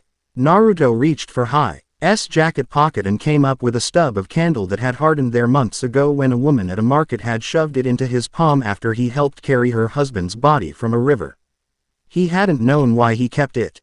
He knew now. He set it on the stone where the symbol grinned. Sheehan's hands were already making shapes in air. Wick from hair, she said. Not a long piece. Not the length of fate. Just a moment you're willing to shorten. Hinata's fingers slid into Naruto's hair, gentle and ridiculously tender for the middle of an ugly morning. She found one strand, dark and defiant, and looped it. She didn't meet his eyes. She didn't need to. Light, Sheehan said. Naruto didn't strike flint. He opened his mouth. Frost breathed and didn't matter, and a small flame slipped out of him. Ike'd been saving it in his chest out of habit. It kissed the hair and caught. The candle became itself, small and determined. The symbol under the square frowned. Naruto felt the cost arrive. It didn't elbow its way in. It knocked. He let it. A line appeared beside his eye that hadn't been there and then had. Not deep, not old, new enough to be almost attractive in a way that made Hinata's oak tighten and then relax because she refused to be sentimental about evidence of a choice someone she loved had made on purpose. The candles around the square straightened like students seeing a teacher they actually liked. The thin silver threads snapped. They snapped with little notes like harp strings being plucked for the first time after a very long time of the instrument hanging on a wall. In a room where people pretended to like music, Soru made a tisk sound. It was almost sincere. Waste, he murmured. Burning years on street theater. Tamari tilted her fan and caught his voice and say, Nt it back at him in a swirl that upset his balance in the stairs in a way everyone pretended not to notice. This is nation business, she said. You can leave now. Give me a moment, he said, and the note in his voice changed like a knife being remembered. I brought a friend. Something deep in the square flexed. The candles dimmed, not because the flame failed but because a shadow put its hands over their faces. Then a shape rose through stone the way cold rises through feet, slick and black and hungrier than it needed to be. It wasn't a thing. It was the absence of one, a hole in the idea of completion. A shard of unfinished carved out of God and given purpose by men who hate paying bills. The hunger shard smelled like oil on wet canvas. It reached for the living candle. The wick stood up straighter. Fu hissed. No. Temuri's wind staggered. Hinata's hands went still. Xian's hum shifted war. Enko's smile turned mean. Raijin, on the far side of the square with his runners pulled B. Ak by the chain in his chest and by his own choice, set his feet and said nothing loud and said something quiet, not the kids. The chain warmed like a coal held in snow. Naruto didn't step into the gate. He didn't have to. The shard was here. He lifted his left hand and built a quiet around the candle like a shoulder in a crowd and let the crowd push. The hush and the hunger pressed. The candle leaned. He leaned back. Bells. The pallbearer said behind him. Not an order. A reminder. They rang. Not with sound. With motion. The pallbearer moved for the first time like a man who remembers a dance he taught nobody. Bells unfolding from robe hem and sleeve like coin sewn edges casting light. He swung them and the city sang in answer. Caught. Bell to candle. Ring to flame. The shard recoiled it out moving. Ugly trick. And opened wider. It tried to starve the song by making it endless. The ring that wants to sustain a note past breath becomes not music but murder.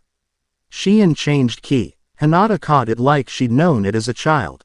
Temari turned the wind into a hand that pressed the songs back when it stumbled. Fu tossed scraps of river sound she'd stolen that morning from the curtain. Nko whistled wrong on purpose and the shard took the bait and swung to chase the ugliness and nearly lost its grip on the real thing. Up, Naruto said, not to anyone, to the candle. It listened. Light climbed the wick, not like a flame getting taller. Like a man standing at last because he has to. The shard's reach faltered. It lunged. Naruto took it in his hand and it bit, and he let it, and he did not pull away. He didn't try to crush it. He fed it.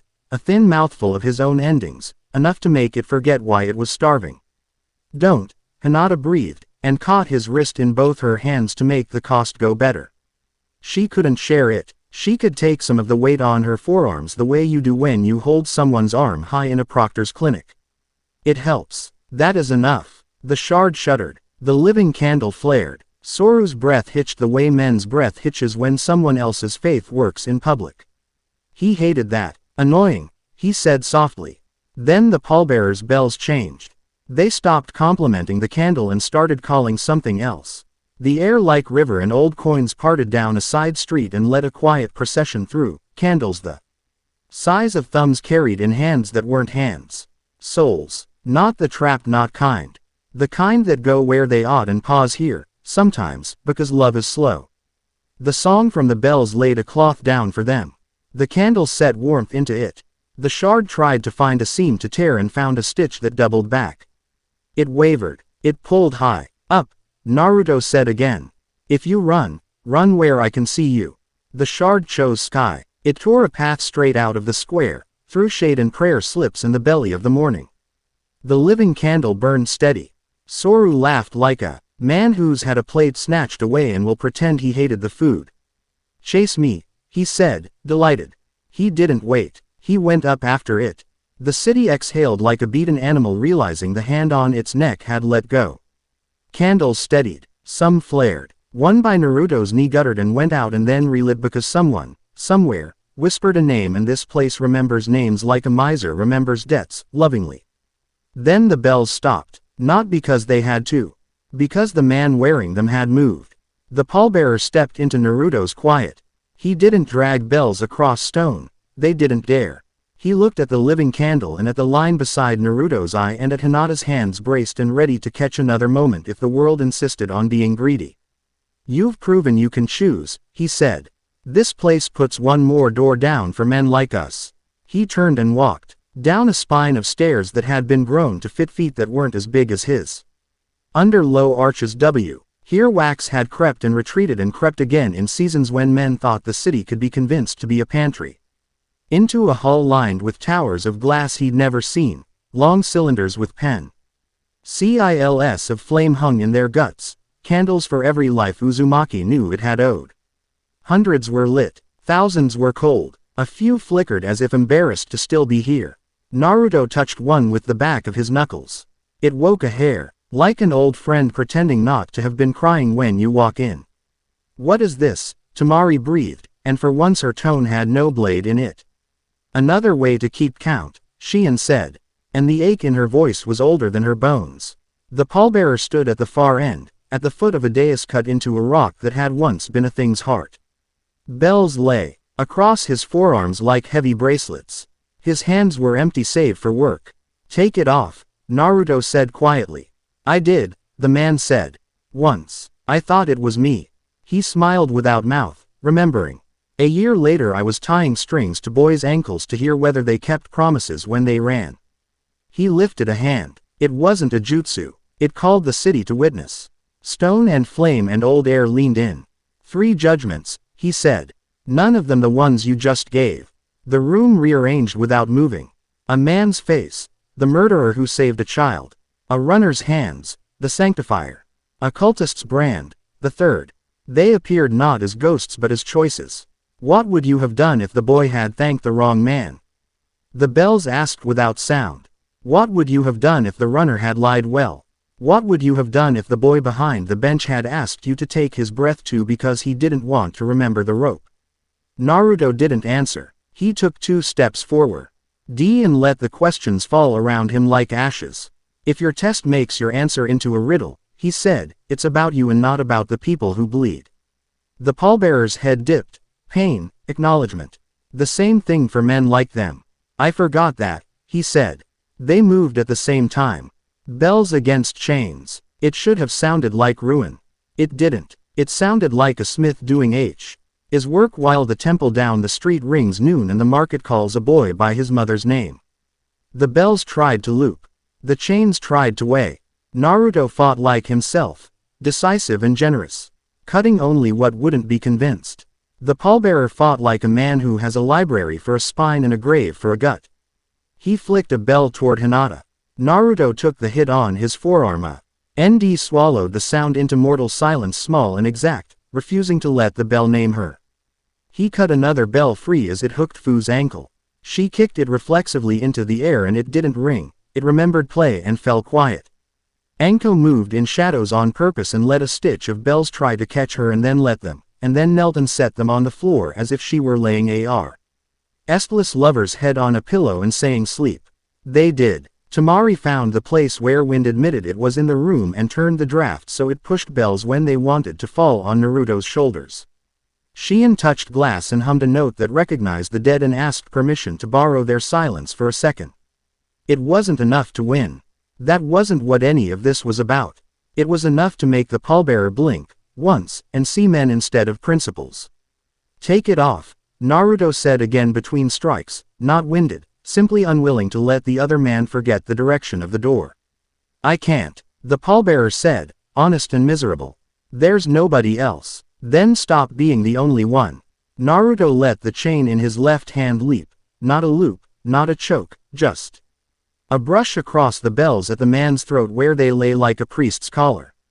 His right hand dipped into the gate just enough to flash gray and hook the shadow of the bells instead of the bells themselves, where rules go to sleep. He pulled. Bells came free. They didn't clatter. They sighed, like a room that had been kept too tidy, too long, and at last allowed a little dust. The pallbearer staggered like a man who has walked half his life with a pack and then sets it down and the relief knocks him sideways. He caught himself on a glass tower. It didn't fall. He would never let it. Naruto stepped in and set his palm against the man's shoulder. The bells in his chain climbed Naruto's forearm like smart, cold animals and then lay there, testing heat. I'm not taking your work, Naruto said quietly. I'm ending your penance. Quote, you can't, the man said, hoarse, hope laying a trap for him inside the word can't, because if it were true he could keep pretending. I can, Naruto said. I'm the heir, I say when a man has paid. Quote. He looked at the city and the city looked back. Candles flared. Glass warmed. Something deep in the rock remembered laughter. The bells on Naruto's arm cooled and settled against his skin like a sash. He hadn't wanted them. Wanting had nothing to do with being the right place for a thing to put its weight. The pallbearer closed his eyes. He didn't want to. He did. The city's air pressed on his eyelids like a father's thumb blessing a child he had scolded too hard. Don't leave me empty, he whispered. I won't, Naruto said.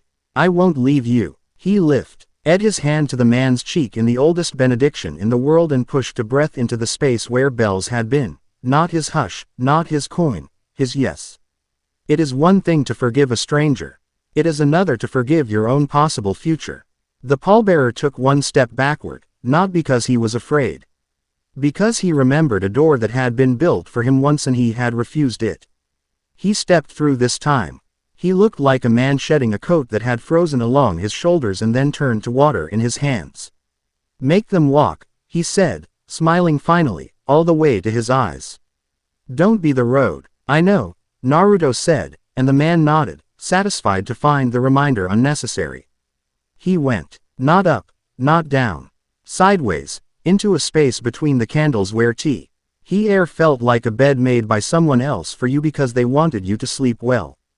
The bells on Naruto's arm rang once, a sound like a boy tapping a glass just to see if it sounds pretty. It did. Then silence. Glass brightened. Candles lifted. The room changed, not color, not shape, posture. As if it had been hunched a long time and finally straightened its back. Temple silence has weight. This silence was light. What now? Fu whispered, because even whispers can be loud when a place is relearning how to breathe. Now, Shion said, we go put the city back on its hinges.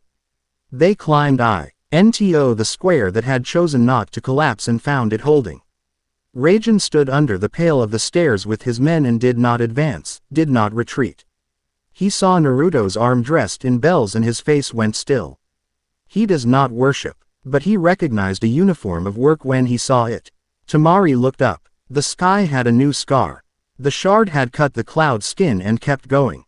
Soru's thin laughter scrolled down along it like a ribbon. He's pulled it into air where you can't smother it, she said. We'll need you with a rope and me with a wind and Fu with 1,000 bad ideas. I have at least 5, Fu said eagerly.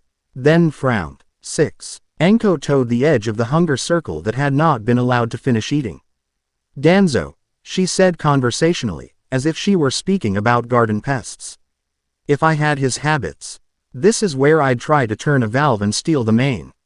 Alive, Naruto said. Nothing that makes men look good stays dead in politics, Enko said. She took 3 sauntering steps toward a side arch and then flicked her wrist. 2 seals popped, the kind Danzo liked because they mimicked the way a proper seal looked from the wrong end of a candle.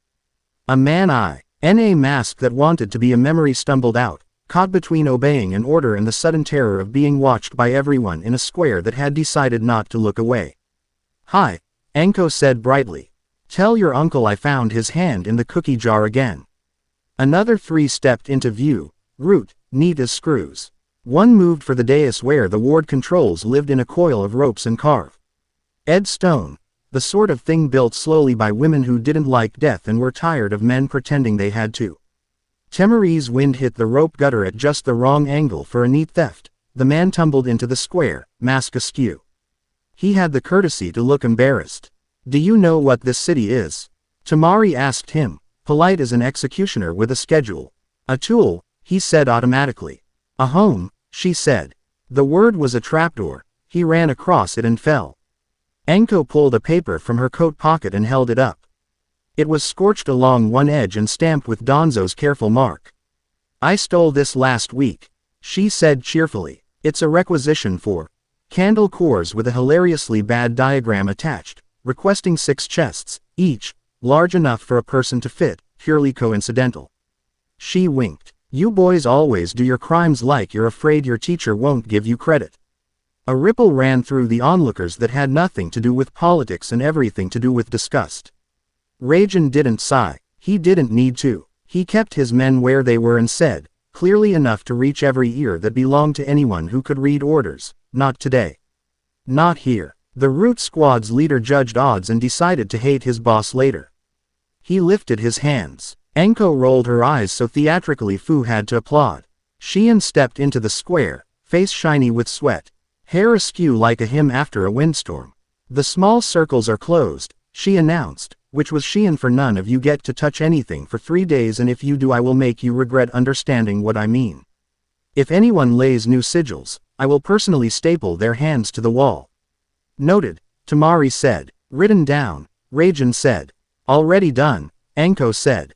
Naruto too, RNED in the square and felt the city lean toward him, not as a worshipper, not as a crowd. As a patient who has decided the doctor might have earned a little trust. The living candle on the stone burned as if it had always been there. He glanced at Hinata. She was already looking at him, which is a trick she'd learned for keeping him alive. Anticipate where his eyes would go and be in the space waiting. Your heartbeat, she murmured. Not a question. He smiled a little, annoyed, loud. Here, she let out a breath she hadn't let herself measure. Good. He found Temari's gaze. She had dust on her cheek like a small war paint. Can you write a compact that says men with domes work with women who keep candles? Tamari smirked. With an appendix about fines for boring men who try to confuse consultation with confiscation. Absolutely. Raijin's mouth did a thing that would have been a smile if he believed he had any right to one here. We'll stand where Suna points, he said. We'll pee out of rooms we used to think were ours. Progress, Enko murmured. Or a good lie. I'm proud either way. Fu bounced once, because she was made to, and then pointed up at the scar in the sky. So, rope, wind, bad ideas. Naruto flexed his hand where the bells lay against his wrist like cool bracelets and felt, for the first time all day, something like the right size for the job he had chosen. Not bigger, not smaller. Enough. We're not chasing to kill, he said. We're chasing to put it back. To what? Enko drawled. To bed. To purpose, he said. Soru laughed on the ridge that wasn't a ridge anymore. Up where the shard had torn the air. Catch me, he sang. We will, Naruto said. He turned once, not for drama, for count. Boy at the bench, breathing. Woman at the pillar, free. Runner, bound. Old man, upright. Kawa, not here, not now, but the chain at that man's chest hummed faint contentment like a kettle remembering it had boiled and being pleased to know the trick. He met Hinata's eyes and saw, in the small space at the corner, a shape he had not allowed himself to name and did not need to. She reached across and pressed 2 fingers to the bells on his wrist and felt them, cold, innocent, unexpected. You don't have to carry them alone, she said. I know, he said. Good, she said. We're right here. The city listened to them speak and did not intrude. That was its kindness. Naruto lifted his hand and the bells threw a small light no one else saw, and the candle burned on, and the square waited, and somewhere above, hunger chased absence toward a line where the sky thinned and the world would need to be brave. Up, he said, and they went. Chapter 4 End. Chapter 5. The breath that ends. Up wasn't a direction, it was a decision. Wind gathered under Temari's fan and made steps out of air. Fu traced the edges of each step with bare toes so nobody else slipped. The bells riding Naruto's wrist chimed without sound, telling the city, we're borrowing your sky. Hi. Nada's hand brushed his shoulder just once before they left, casual, as if fixing dust there, and then she was ahead, light on the rope stair, Byakugan already mapping what the street could not imagine. Enko tilted her head at the clouds and said, finally, like a woman who's been waiting all week for the punchline of a joke only she knows, and then hooked a coil of wire to her belt and grinned up at the tear Soru had cut in the morning. Xian remained below in the square, fingers already blackened with ash, chalk circle opening and closing under her hands like a lung. The city held its candle, out to her the way a child gives a stranger a flower when the road looks mean. I'll keep the end steady, she said without looking up. If he pulls it free, there'll still be a place for it to land that isn't a throat. Her voice didn't wobble, it had learned better. Raijin Kagetsu spread his runners like a lattice between rooftops and alleys and the soft places where panic breeds. No civilians, no boys on rope bridges. No grandmothers in doorways. He didn't look at Naruto, and in not looking said everything he needed to say. I've got the ground. Do your strange work. Up, Naruto said again. Because sometimes you have to teach your body to obey the word twice. They climbed into the cut. The rift wasn't black. It was too honest for theatrics.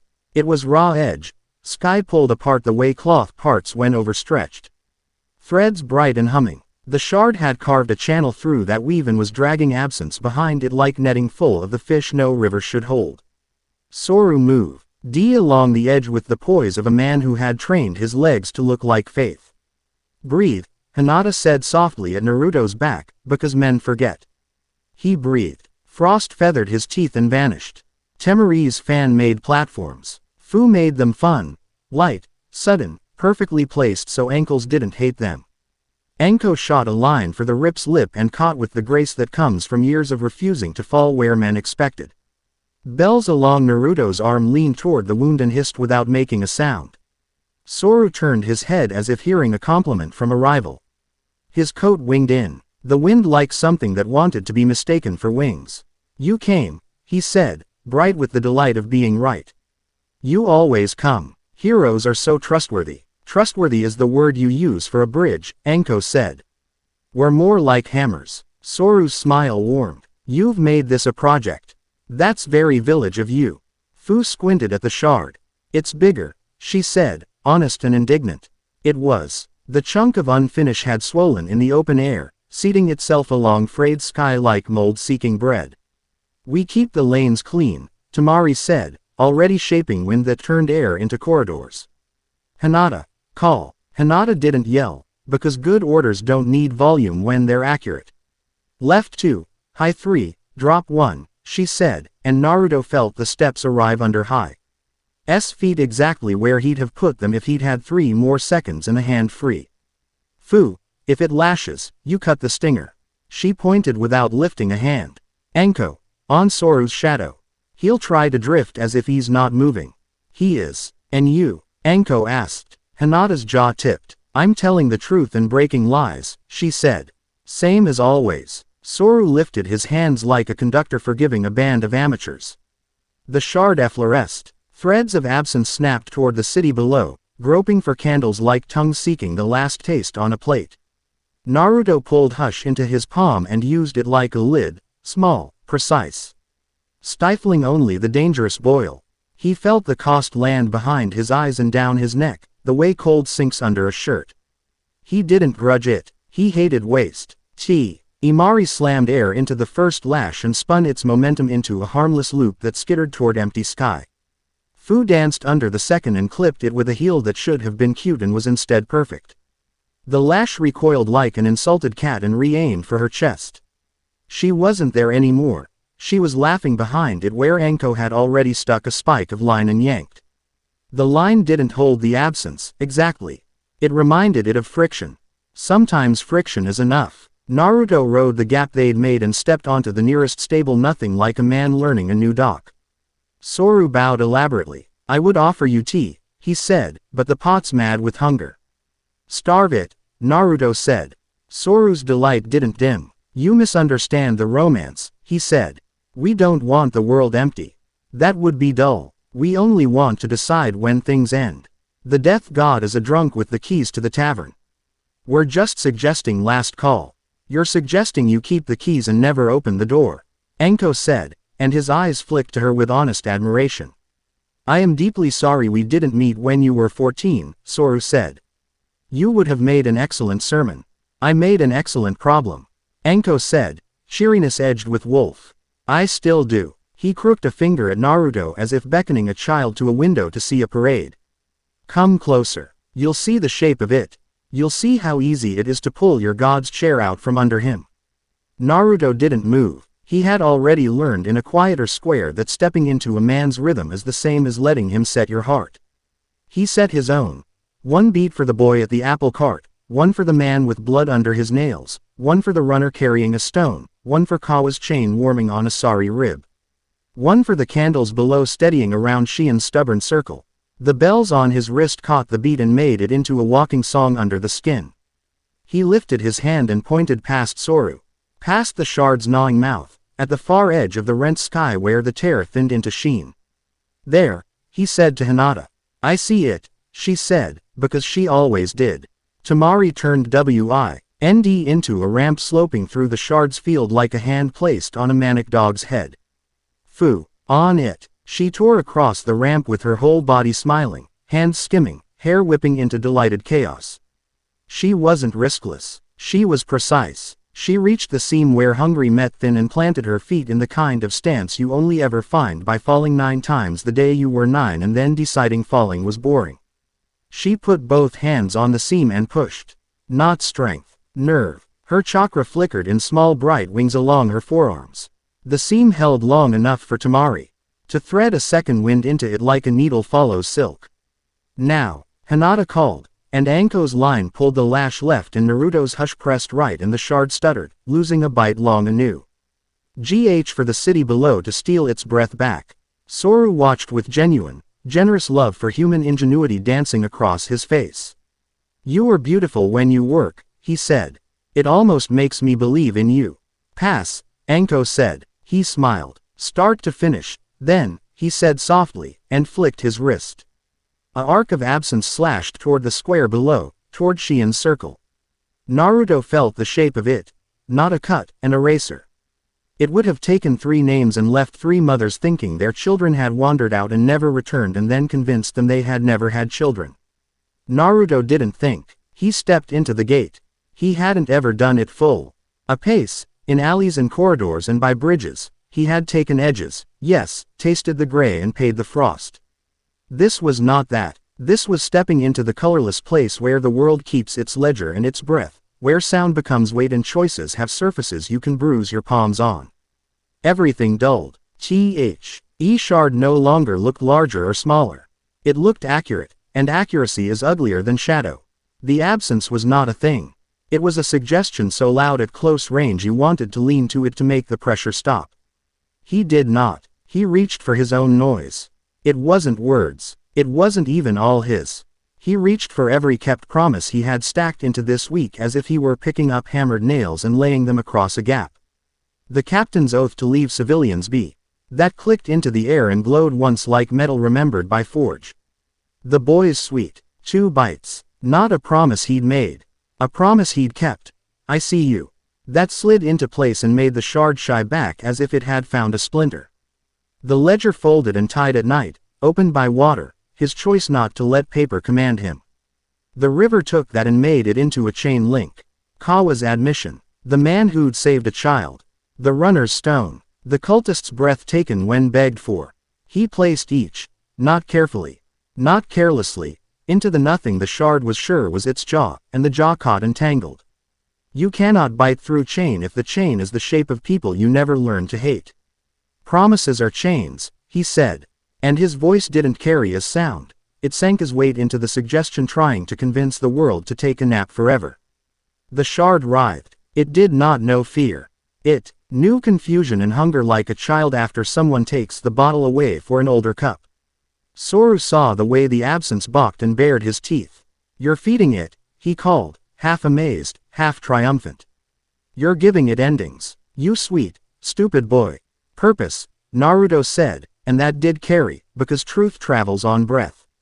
Not endings. Direction. It isn't a stomach. It's a tool. You blunted it. I'm restoring the edge. He felt the thing decide to hate him.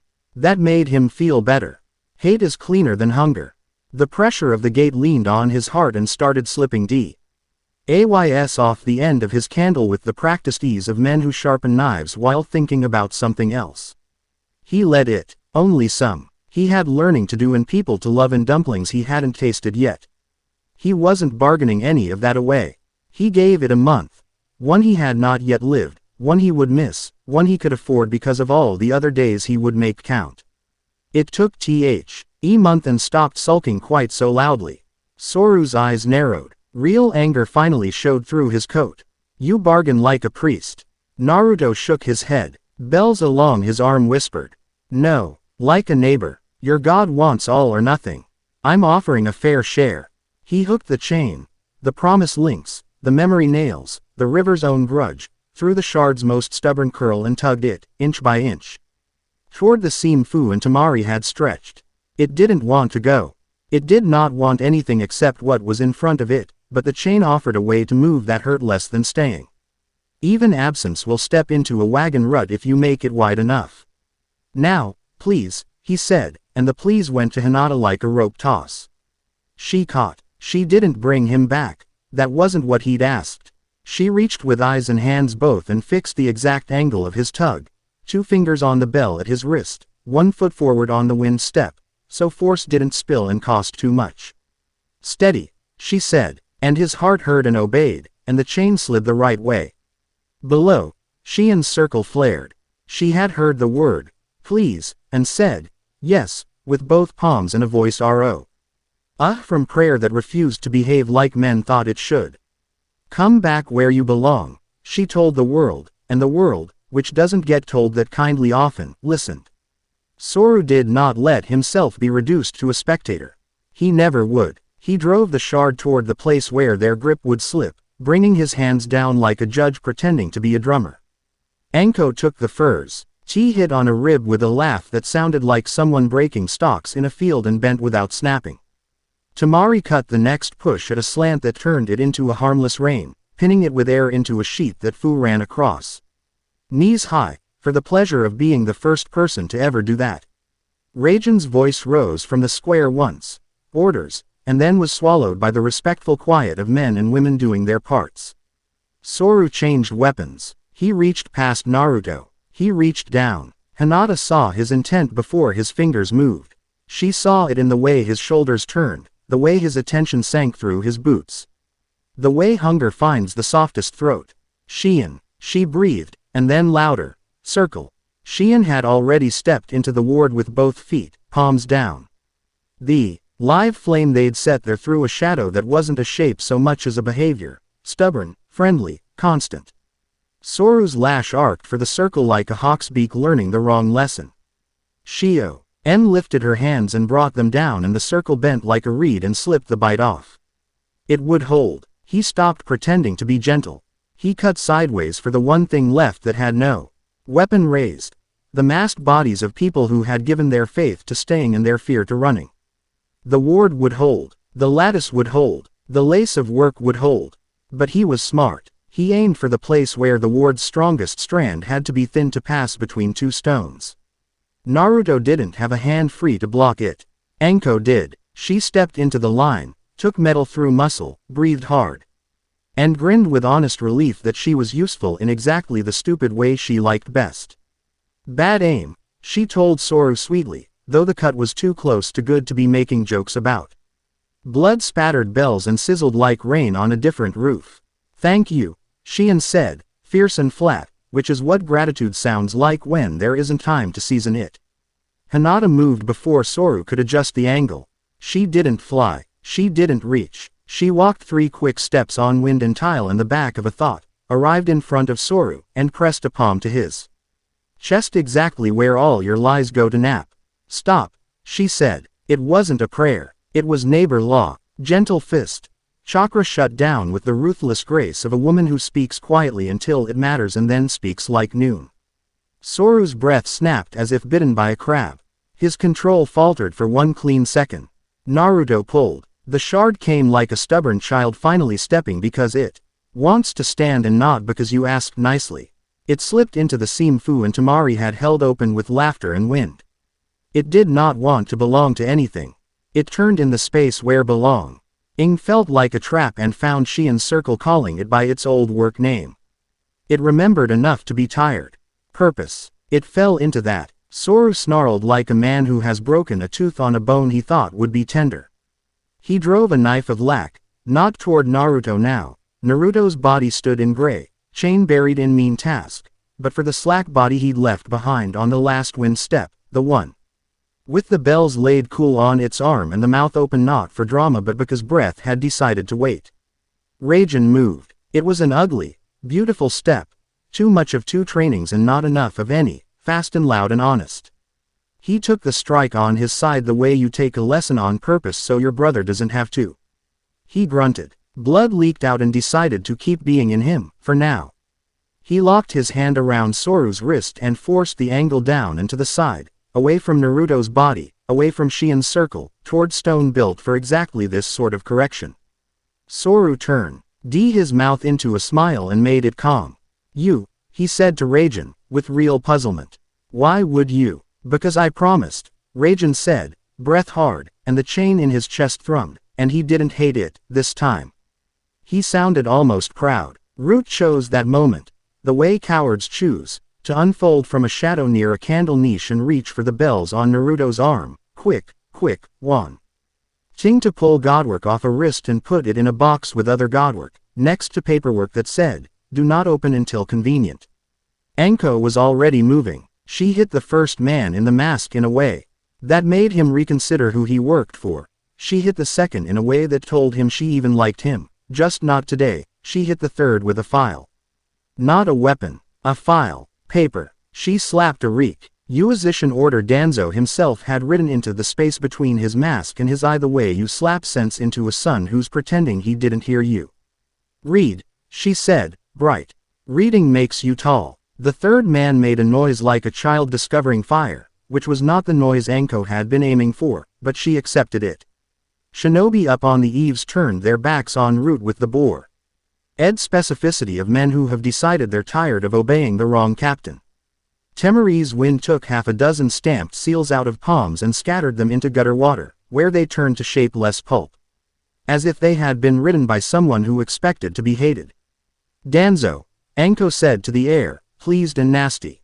Look at you losing friends on a weekday. He did not appear. That was always his trick. He let other men's masks be broken by women who did not care to collect masks. His absence tasted like old bamboo. The shard bucked one last time, furious at the idea that it could be anything except hungry. Naruto held, not with strength, with attention. He remembered, briefly and unexpectedly, helping a baker batter away a fire from a silly pan 2 summers ago in the way tea. He-Man had clapped him on the back without knowing his name. He remembered eating burnt bread and pretending to like it. He remembered the exact shine on Hinata's wet wrist when she washed blood off a bandage knot in River Morning. He remembered Suna's sand burning his ankles and Tamari not slowing because slowing is how you get old. He remembered Anko snoring on purpose so he wouldn't overthink. He remembered a boy's 2 bites of candy. He remembered his own laugh, once, the kind he didn't get to hear every day. He threaded each memory into the chain like glass beads in twine. The chain didn't become pretty. It became personal. Things hate to chew personal. The Shinigami didn't appear with thunder. He appeared like a witness brings chairs into a room where too many people are standing. The air went simple. The noise leaned back from itself. Bells on Naruto's wrist rang once, small, as if surprised to find company. The god, if the word had to be used today, didn't look like a sentence. He looked like a fact. He did not reach for the shard. He looked at Naruto, as if waiting to be told what his work was here. I want it returned, Naruto said, breath rough, polite the way you were in a neighbor's kitchen. Not destroyed. It belongs to the idea that things end. You know that. The Shinigami inclined his head as if he had expected a worse request and was grateful not to be insulted. He put his palm over the chain Naruto had made. Not to take it, to bless it. Metal that was not metal cooled to correct. The shard stopped trying to remember hunger. It remembered work. It folded itself down and slid along the chain, wrapped up in promises and small human stupidities, into the seam, into Shien's circle, and then gone. Down the river, the right one, into the long water where endings go when they're done making families cry. Soru drew in air and tasted ash instead of sugar. His face went flat. You could have owned it, he said, almost tender, as if sore for him. You could have made the death god kneel. Naruto looked at the man and felt tired in the right way, the way you feel after carrying something heavy to a place that deserved it. He's not a dog, he said. And kneeling isn't always what makes a thing holy. Quote, Soru smiled. True and terrible. You are going to wreck me, he said. I'll have to reinvent the sermon. Quit, Anko suggested. Get a curry stand. He almost laughed. He did the worst thing instead. He tried to kill Naruto. He hadn't stopped wanting to. He hadn't meant to let the desire slip because men like him never do. He simply saw the angle. Naruto had stepped out of the gate. He was human again. His breath made no frost. His knees hurt. His heart hammered like a polite man, not like a bell. Soru moved for the chest, fast and wrong. Hinata moved faster, right. Her palm, soft hands learned to be cruel for good reasons, entered Soru's space and took his options away. She didn't break a rib. She broke the story the motion had been trying to end. Chakra collapsed in his network. Not enough to kill, enough to leave him without his sick armor for a beat long enough to count to home. Tamari scissored wind into a blade that cut his footing without cutting his bone. Fu snagged his wrist with a childish loop of string, a cat's cradle trick she'd mastered 3 summers ago, and pulled it wide. Raijin's hand returned from Soru's side to his own, slick with his own blood and open. He didn't strike. He chose not to a second time. Yield, Raijin said, simply, and it wasn't a court word. It was a porch word. It had weight. It had coffee. Soru looked at him like a man noticing water in a glass for the first time that day and wondering how it had got there. His mouth did a human thing. Confusion, rage, the humor of an edge case. He did not kneel. He stepped back. Not today, he said. He meant, I can't win the shape of this one. He meant, I am not done. He meant, I don't know what to do with a boy who makes a god wait for orders. He meant, you frighten me. I will try to make that into contempt when I am alone. He turned and ran along a wind step that had once been Dominican and now belonged to anyone and nobody. If they'd been the kind who wanted to end a story with a body, they could have chased him, cut a little piece, called it virtue. They didn't. There were still people below with hands shaking and men pulling seals off Erong walls in a city that had to be told it could keep its candles without sharpening them on friend shins. Naruto's knees softened. They did not buckle. Hinata's hands were there. Not to hold him up. She knows he doesn't like that. Not in front of men who read meaning poorly, but to inhabit the same breath. He let their shoulders rest together for the space of 2 pulses and then straightened. The Shinigami had already gone. Of course he had. He isn't the sort to linger when his name would make the thanks feel expensive. Below, Anko shooed root like flies. Tell your daddy if he's going to dig candles out of my dead grandmother's city and file them under miscellaneous infrastructure. I will staple that file to his forehead and then teach a class about it, she said sweetly. Attendance mandatory. A few of Konoha's shinobi, the kind who had stayed quiet a long time because quiet had paid wages, stood up, scraped their chairs back inside their heads, and decided they were done with that. The choice made a sound like cheap lacquer cracking. You could almost hear Danzo feel it from very far away. Tamari folded her fan, and the wind stopped being a staircase and became the weather again. People who had been holding themselves very stiff in case the sky fell remembered to bend. Raijin pressed fingers to his wound and glared at a runner to make the man stop fussing. The runner fussed anyway. Let him. Raijin did, irritated by kindness because kindness deranges order and ordered men love to be deranged by it, as long as nobody laughs. She pressed her palm to the living candle they had set on stone. It didn't need to burn that bright anymore. It dimmed with the gratitude of fire asked to do less. She exhaled and sat, not because she was weak, because she was done. Naruto stood in the square with bells cooling on his arm and cold fading from his teeth. People looked at him and then at Hinata and then away toward their own families. That, too, was a kindness. He let it go. He sought the only eyes he wanted right now. Hinata's were already there, amused and patient and furious with the world's habits and simple in their desire that he drink water, sit down, and stop stealing years with his stubbornness for a minute. Okay, he said, water. She handed it to him out of nowhere. He drank. It tasted like buckets and wood and the steadying insult of a life that would continue regardless of any of them. Anko shoved her shoulder under his opposite arm without asking. I'm bleeding for at least 3 more minutes and I'd like everyone to admire it, she said. Walk me dramatically. You look awful, Fu informed her. Reverent. I know, Anko said proudly. Tamari approached Raijin with the kind of elegance that comes from being sure you can end a man and choosing not to. About that compact, she said. Suna will write it, Konoha will ratify it, your sanctifiers will pretend to hate it and then use it nightly because it's useful. She patted his uninjured shoulder. Paper can be good when it keeps clumsy men from burning rooms. Some rooms deserve it, Rajan muttered, but then glanced at the candles and the people and let the mutter die. Wheel sign. Sheehan climbed to stand on the low stone lip around the well and spoke without theater. 3 days, she said. No new marks, no new lamps, no leaving coins in places that hum as if humming is cute. If you find your grandmother's old box and it whispers, bring it to me and I will decide whether it gets a ritual or a hammer. A woman in the crowd laughed and covered her mouth and didn't really mean to cover it. Sheehan glared at her without malice. Sugar for the children, she added. Tea for the adults, soup for me. People went to do what they had been told to do because being told sensible things after seeing extraordinary ones as mercy. A small delegation of shinobi who had followed Danzo for years without calling it that edged into the square like dogs who heard the door open and hoped tea. Here's a better set of hands on the knob now. Anko didn't make a speech. She lifted the requisition order again and waved it like a stupid flag.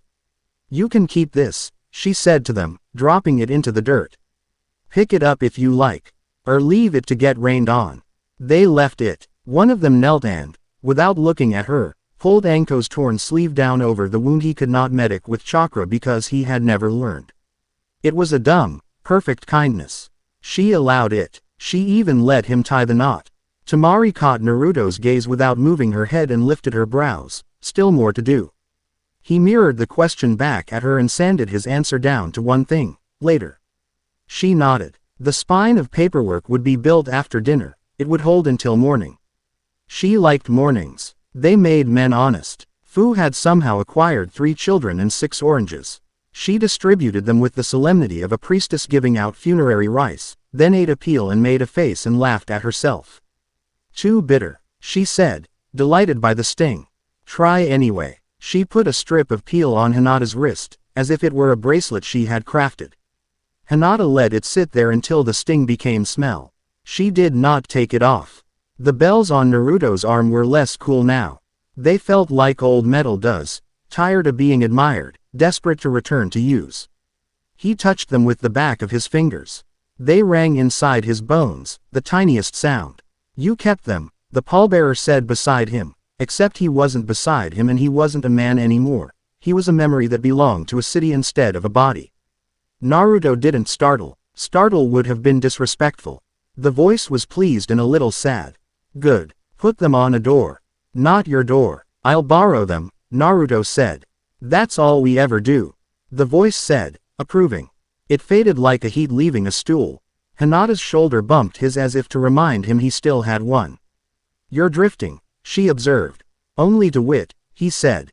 I'll be back. She didn't say be back. She said, I know. Anko, having wrung the appropriate amount of admiration from strangers for her dramatic bleeding, sat on a crate and put her boot on another and winced like a woman who'd made her body do exactly what she wanted and then regretted having such a persuasive supervisor. Are we done? She asked the Heir, or is someone going to run in from the left with a dramatic hat? Hat, Tamari said. She cocked her head, but from the right. The right-hand alley offered them a man with his mask held in his hand instead of OV. His face and papers clutched in the other. A junior bureaucrat from Konoha with eyes 2 sizes too big for his skull and a heart that looked like a weed that grows in bad soil and refuses to die because someone ought to. He looked at Anko and then at Naruto and then at the bells and then decided to aim his voice at Tamari because she was the safest dangerous person present. Orders, he said, breathless.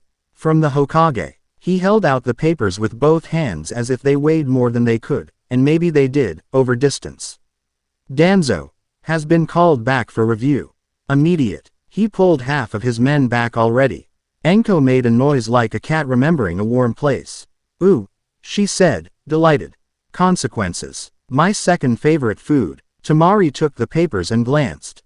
She didn't get misty about authority. But she did respect work. Finally, she said. She handed the papers back. The act of a woman who knows how to nod to an oak while continuing to use the shade of a scrub tree. Tell your Hokage that Suna will be sending a compact across tonight. Tell him not to ruin it with boring ink. The man nodded too many times and left at speed, holding his mask like a pail. So he wouldn't spill grace he didn't feel entitled to. It wasn't triumph. It was quieter and better, and the sort of thing you don't toast because toasting invites a fall.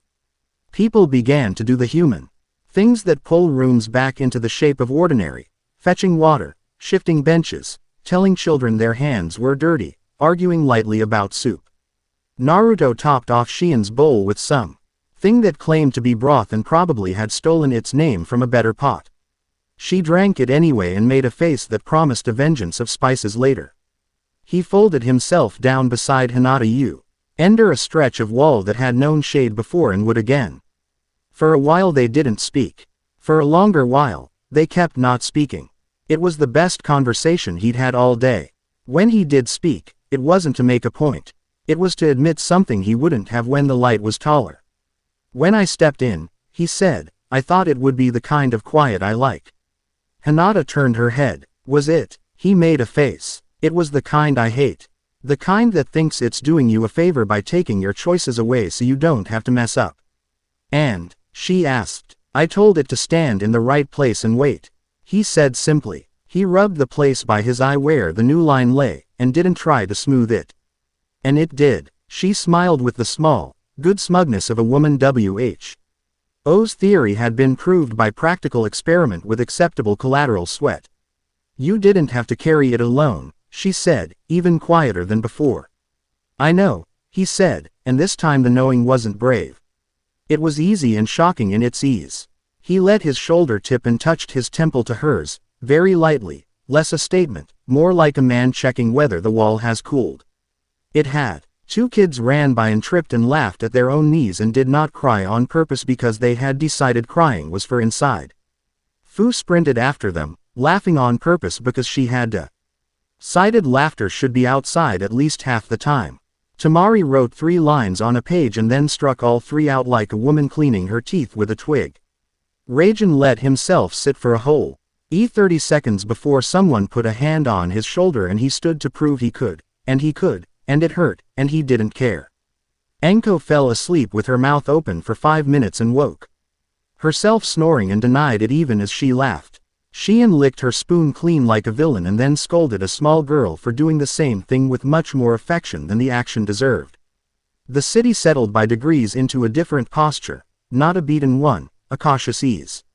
Later, when paper met ink and hands met hands and men met other men's eyes without flinching quite so much, Mari read the compact aloud just once and then folded it away like a row of knives. We will not treat rooms that hold grief as tool sheds, she said. We will not let boys with domes or boys with chains pretend they are kings.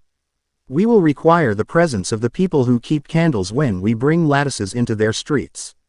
And if anyone brings a requisition order stamped, candle cores into my office, I will fire them and make them sit in the sun. She glanced around the room like a cat seeing if anyone wanted a fight. No one did. Good, she said, and put the pen down like a gavel. Raij. Signed with a hand that shook from blood loss and pride. We'll call you when we see the wrong kind of singing, he said, and found he could say it without tasting rust. Shien signed and then drew a small rude face next to her name because sacred spaces have tolerated worse. You'll call me and I'll tell you to drink water and then I'll come, she said, tone suggesting she had resigned herself to this indignity for the good of everyone's lungs. Anko added a flourish that spelled nothing. I can't wait to break your rules, she told the compact cheerfully. We'll break them together. She winked at Raijin. He rolled his eyes and winced, and then realized he hadn't minded the wink. Fu made a thumbprint because writing her name on things had always felt like someone else's job, and this was why she could point at a smudge later and say honestly, I was there. Then she drew a tiny wing next to it. For luck, she said. Hinata didn't sign. The paper didn't ask her to. She took Naruto's pen and and wrote one unromantic word along the margin in a neat hand, witness. She set the pen back without blinking, as if daring the room to tell her that wasn't the best word there. Nobody tried. They didn't sleep in the city of candles. They rested in it. Naruto walked one quiet corridor alone before dawn and let the flames choose whether to lean toward him. Some did, some didn't. Both answers pleased him. At one alcove, he found a candle that had guttered to a lip and considered blowing it out. He did not. He put his hand around it so draft would stop and waited while it decided, stubborn and old, to keep living. He left it there, offended by his kindness and grateful. He found Hinata leaning against a wall some distance away, watching a tiny spider rebuild its small web in a corner. She had been wiped out by hunting or foolishness. He didn't speak. She didn't either. They stood there long enough for the spider to finish, and then she said, "Breakfast," like a prayer of thanks to the idea of ordinary. Breakfast was soup again and then not. Somebody found dumplings. Somebody found a pan. Somebody decided sugar should be used on purpose. The sky shook itself into morning. The scar Soru had cut was already knitting closed, not because the world forgives quickly, but because it must. People have to hang laundry. Naruto's knees still hurt, but in the way that says, "Today will be good work." Shion found him putting water on his face, unsurprised. "How long?" she asked without ceremony, nodding at his eye. The new line, the one the gate had given him as a receipt. He tilted his head. He'd counted. "A month," he said. "Some days. Not the ones I can't afford." She snorted. "Ridiculous," she said. "You could have given a speech and saved the same number of people for free." "I don't make speeches," he said. And she smiled at him the way you smile at people who have told the truth even if it's messy. She leaned in and pressed 2 fingers to his cheek, right on the line, and closed her eyes and said something in a language nobody but shrines and rivers care to remember. "You can get it back," she said, pulling away. "Not the day." The sense of it. He nodded, not to be polite. Because he believed her. By noon a messenger came from Wind with maps and ceremonial string and the kind of clean handwriting that means somebody is taking you seriously. By late afternoon, Konoha sent someone who smelled like cedar and worried to not say that Danzo would be asked to explain himself to paper and people at the same time, and that if he declined, he would find fewer backs when he looked for them. This was not the coup some wanted. It was better. It was slow. Near sunset, when people's hearts are soft and their hands are less likely to argue about work, Naruto found Hinata on a quiet stoop with a cup of tea he suspected she'd stolen because she looked too innocent. He sat. She passed him the cup. He took a cautious sip and made a face because it was sweetened with the sort of sugar that makes you feel like you're licking a friendly knife. "I like it," she lied, just to see if he would laugh. He did, small, happy, the kind that sneaks out when your mouth was sure it had beaten laughter for the day. He set the cup down and watched people walking. "I thought the Shinigami would talk more," he said after a while. "Or less." "What did he say?" she asked. "That he would do what I asked," Naruto said. "And he did." "And what did you ask?" she said, though she could have recited it back to him. "To take the shard home," he said. "Not into his mouth. Into its job." Hinata nodded. She looked at him for too long. He let her. "I want to say something foolish," she said.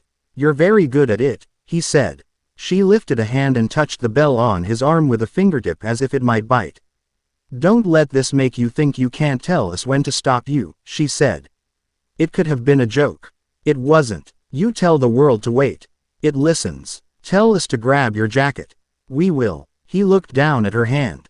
He put his over it.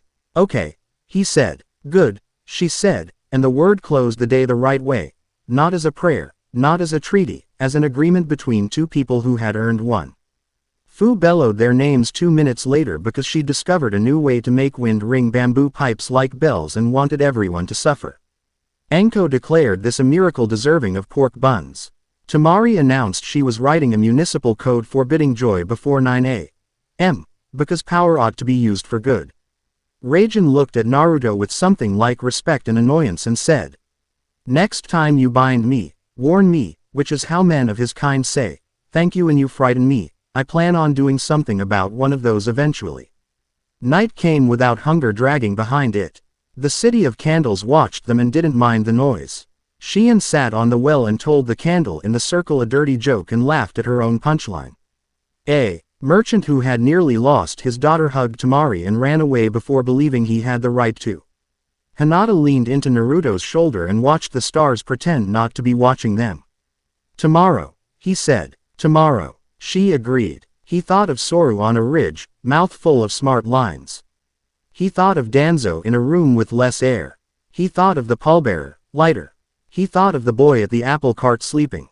He thought of a month he would not have and the ones he would. He closed his eyes. He opened them. The candle was still burning. Chapter 5 End.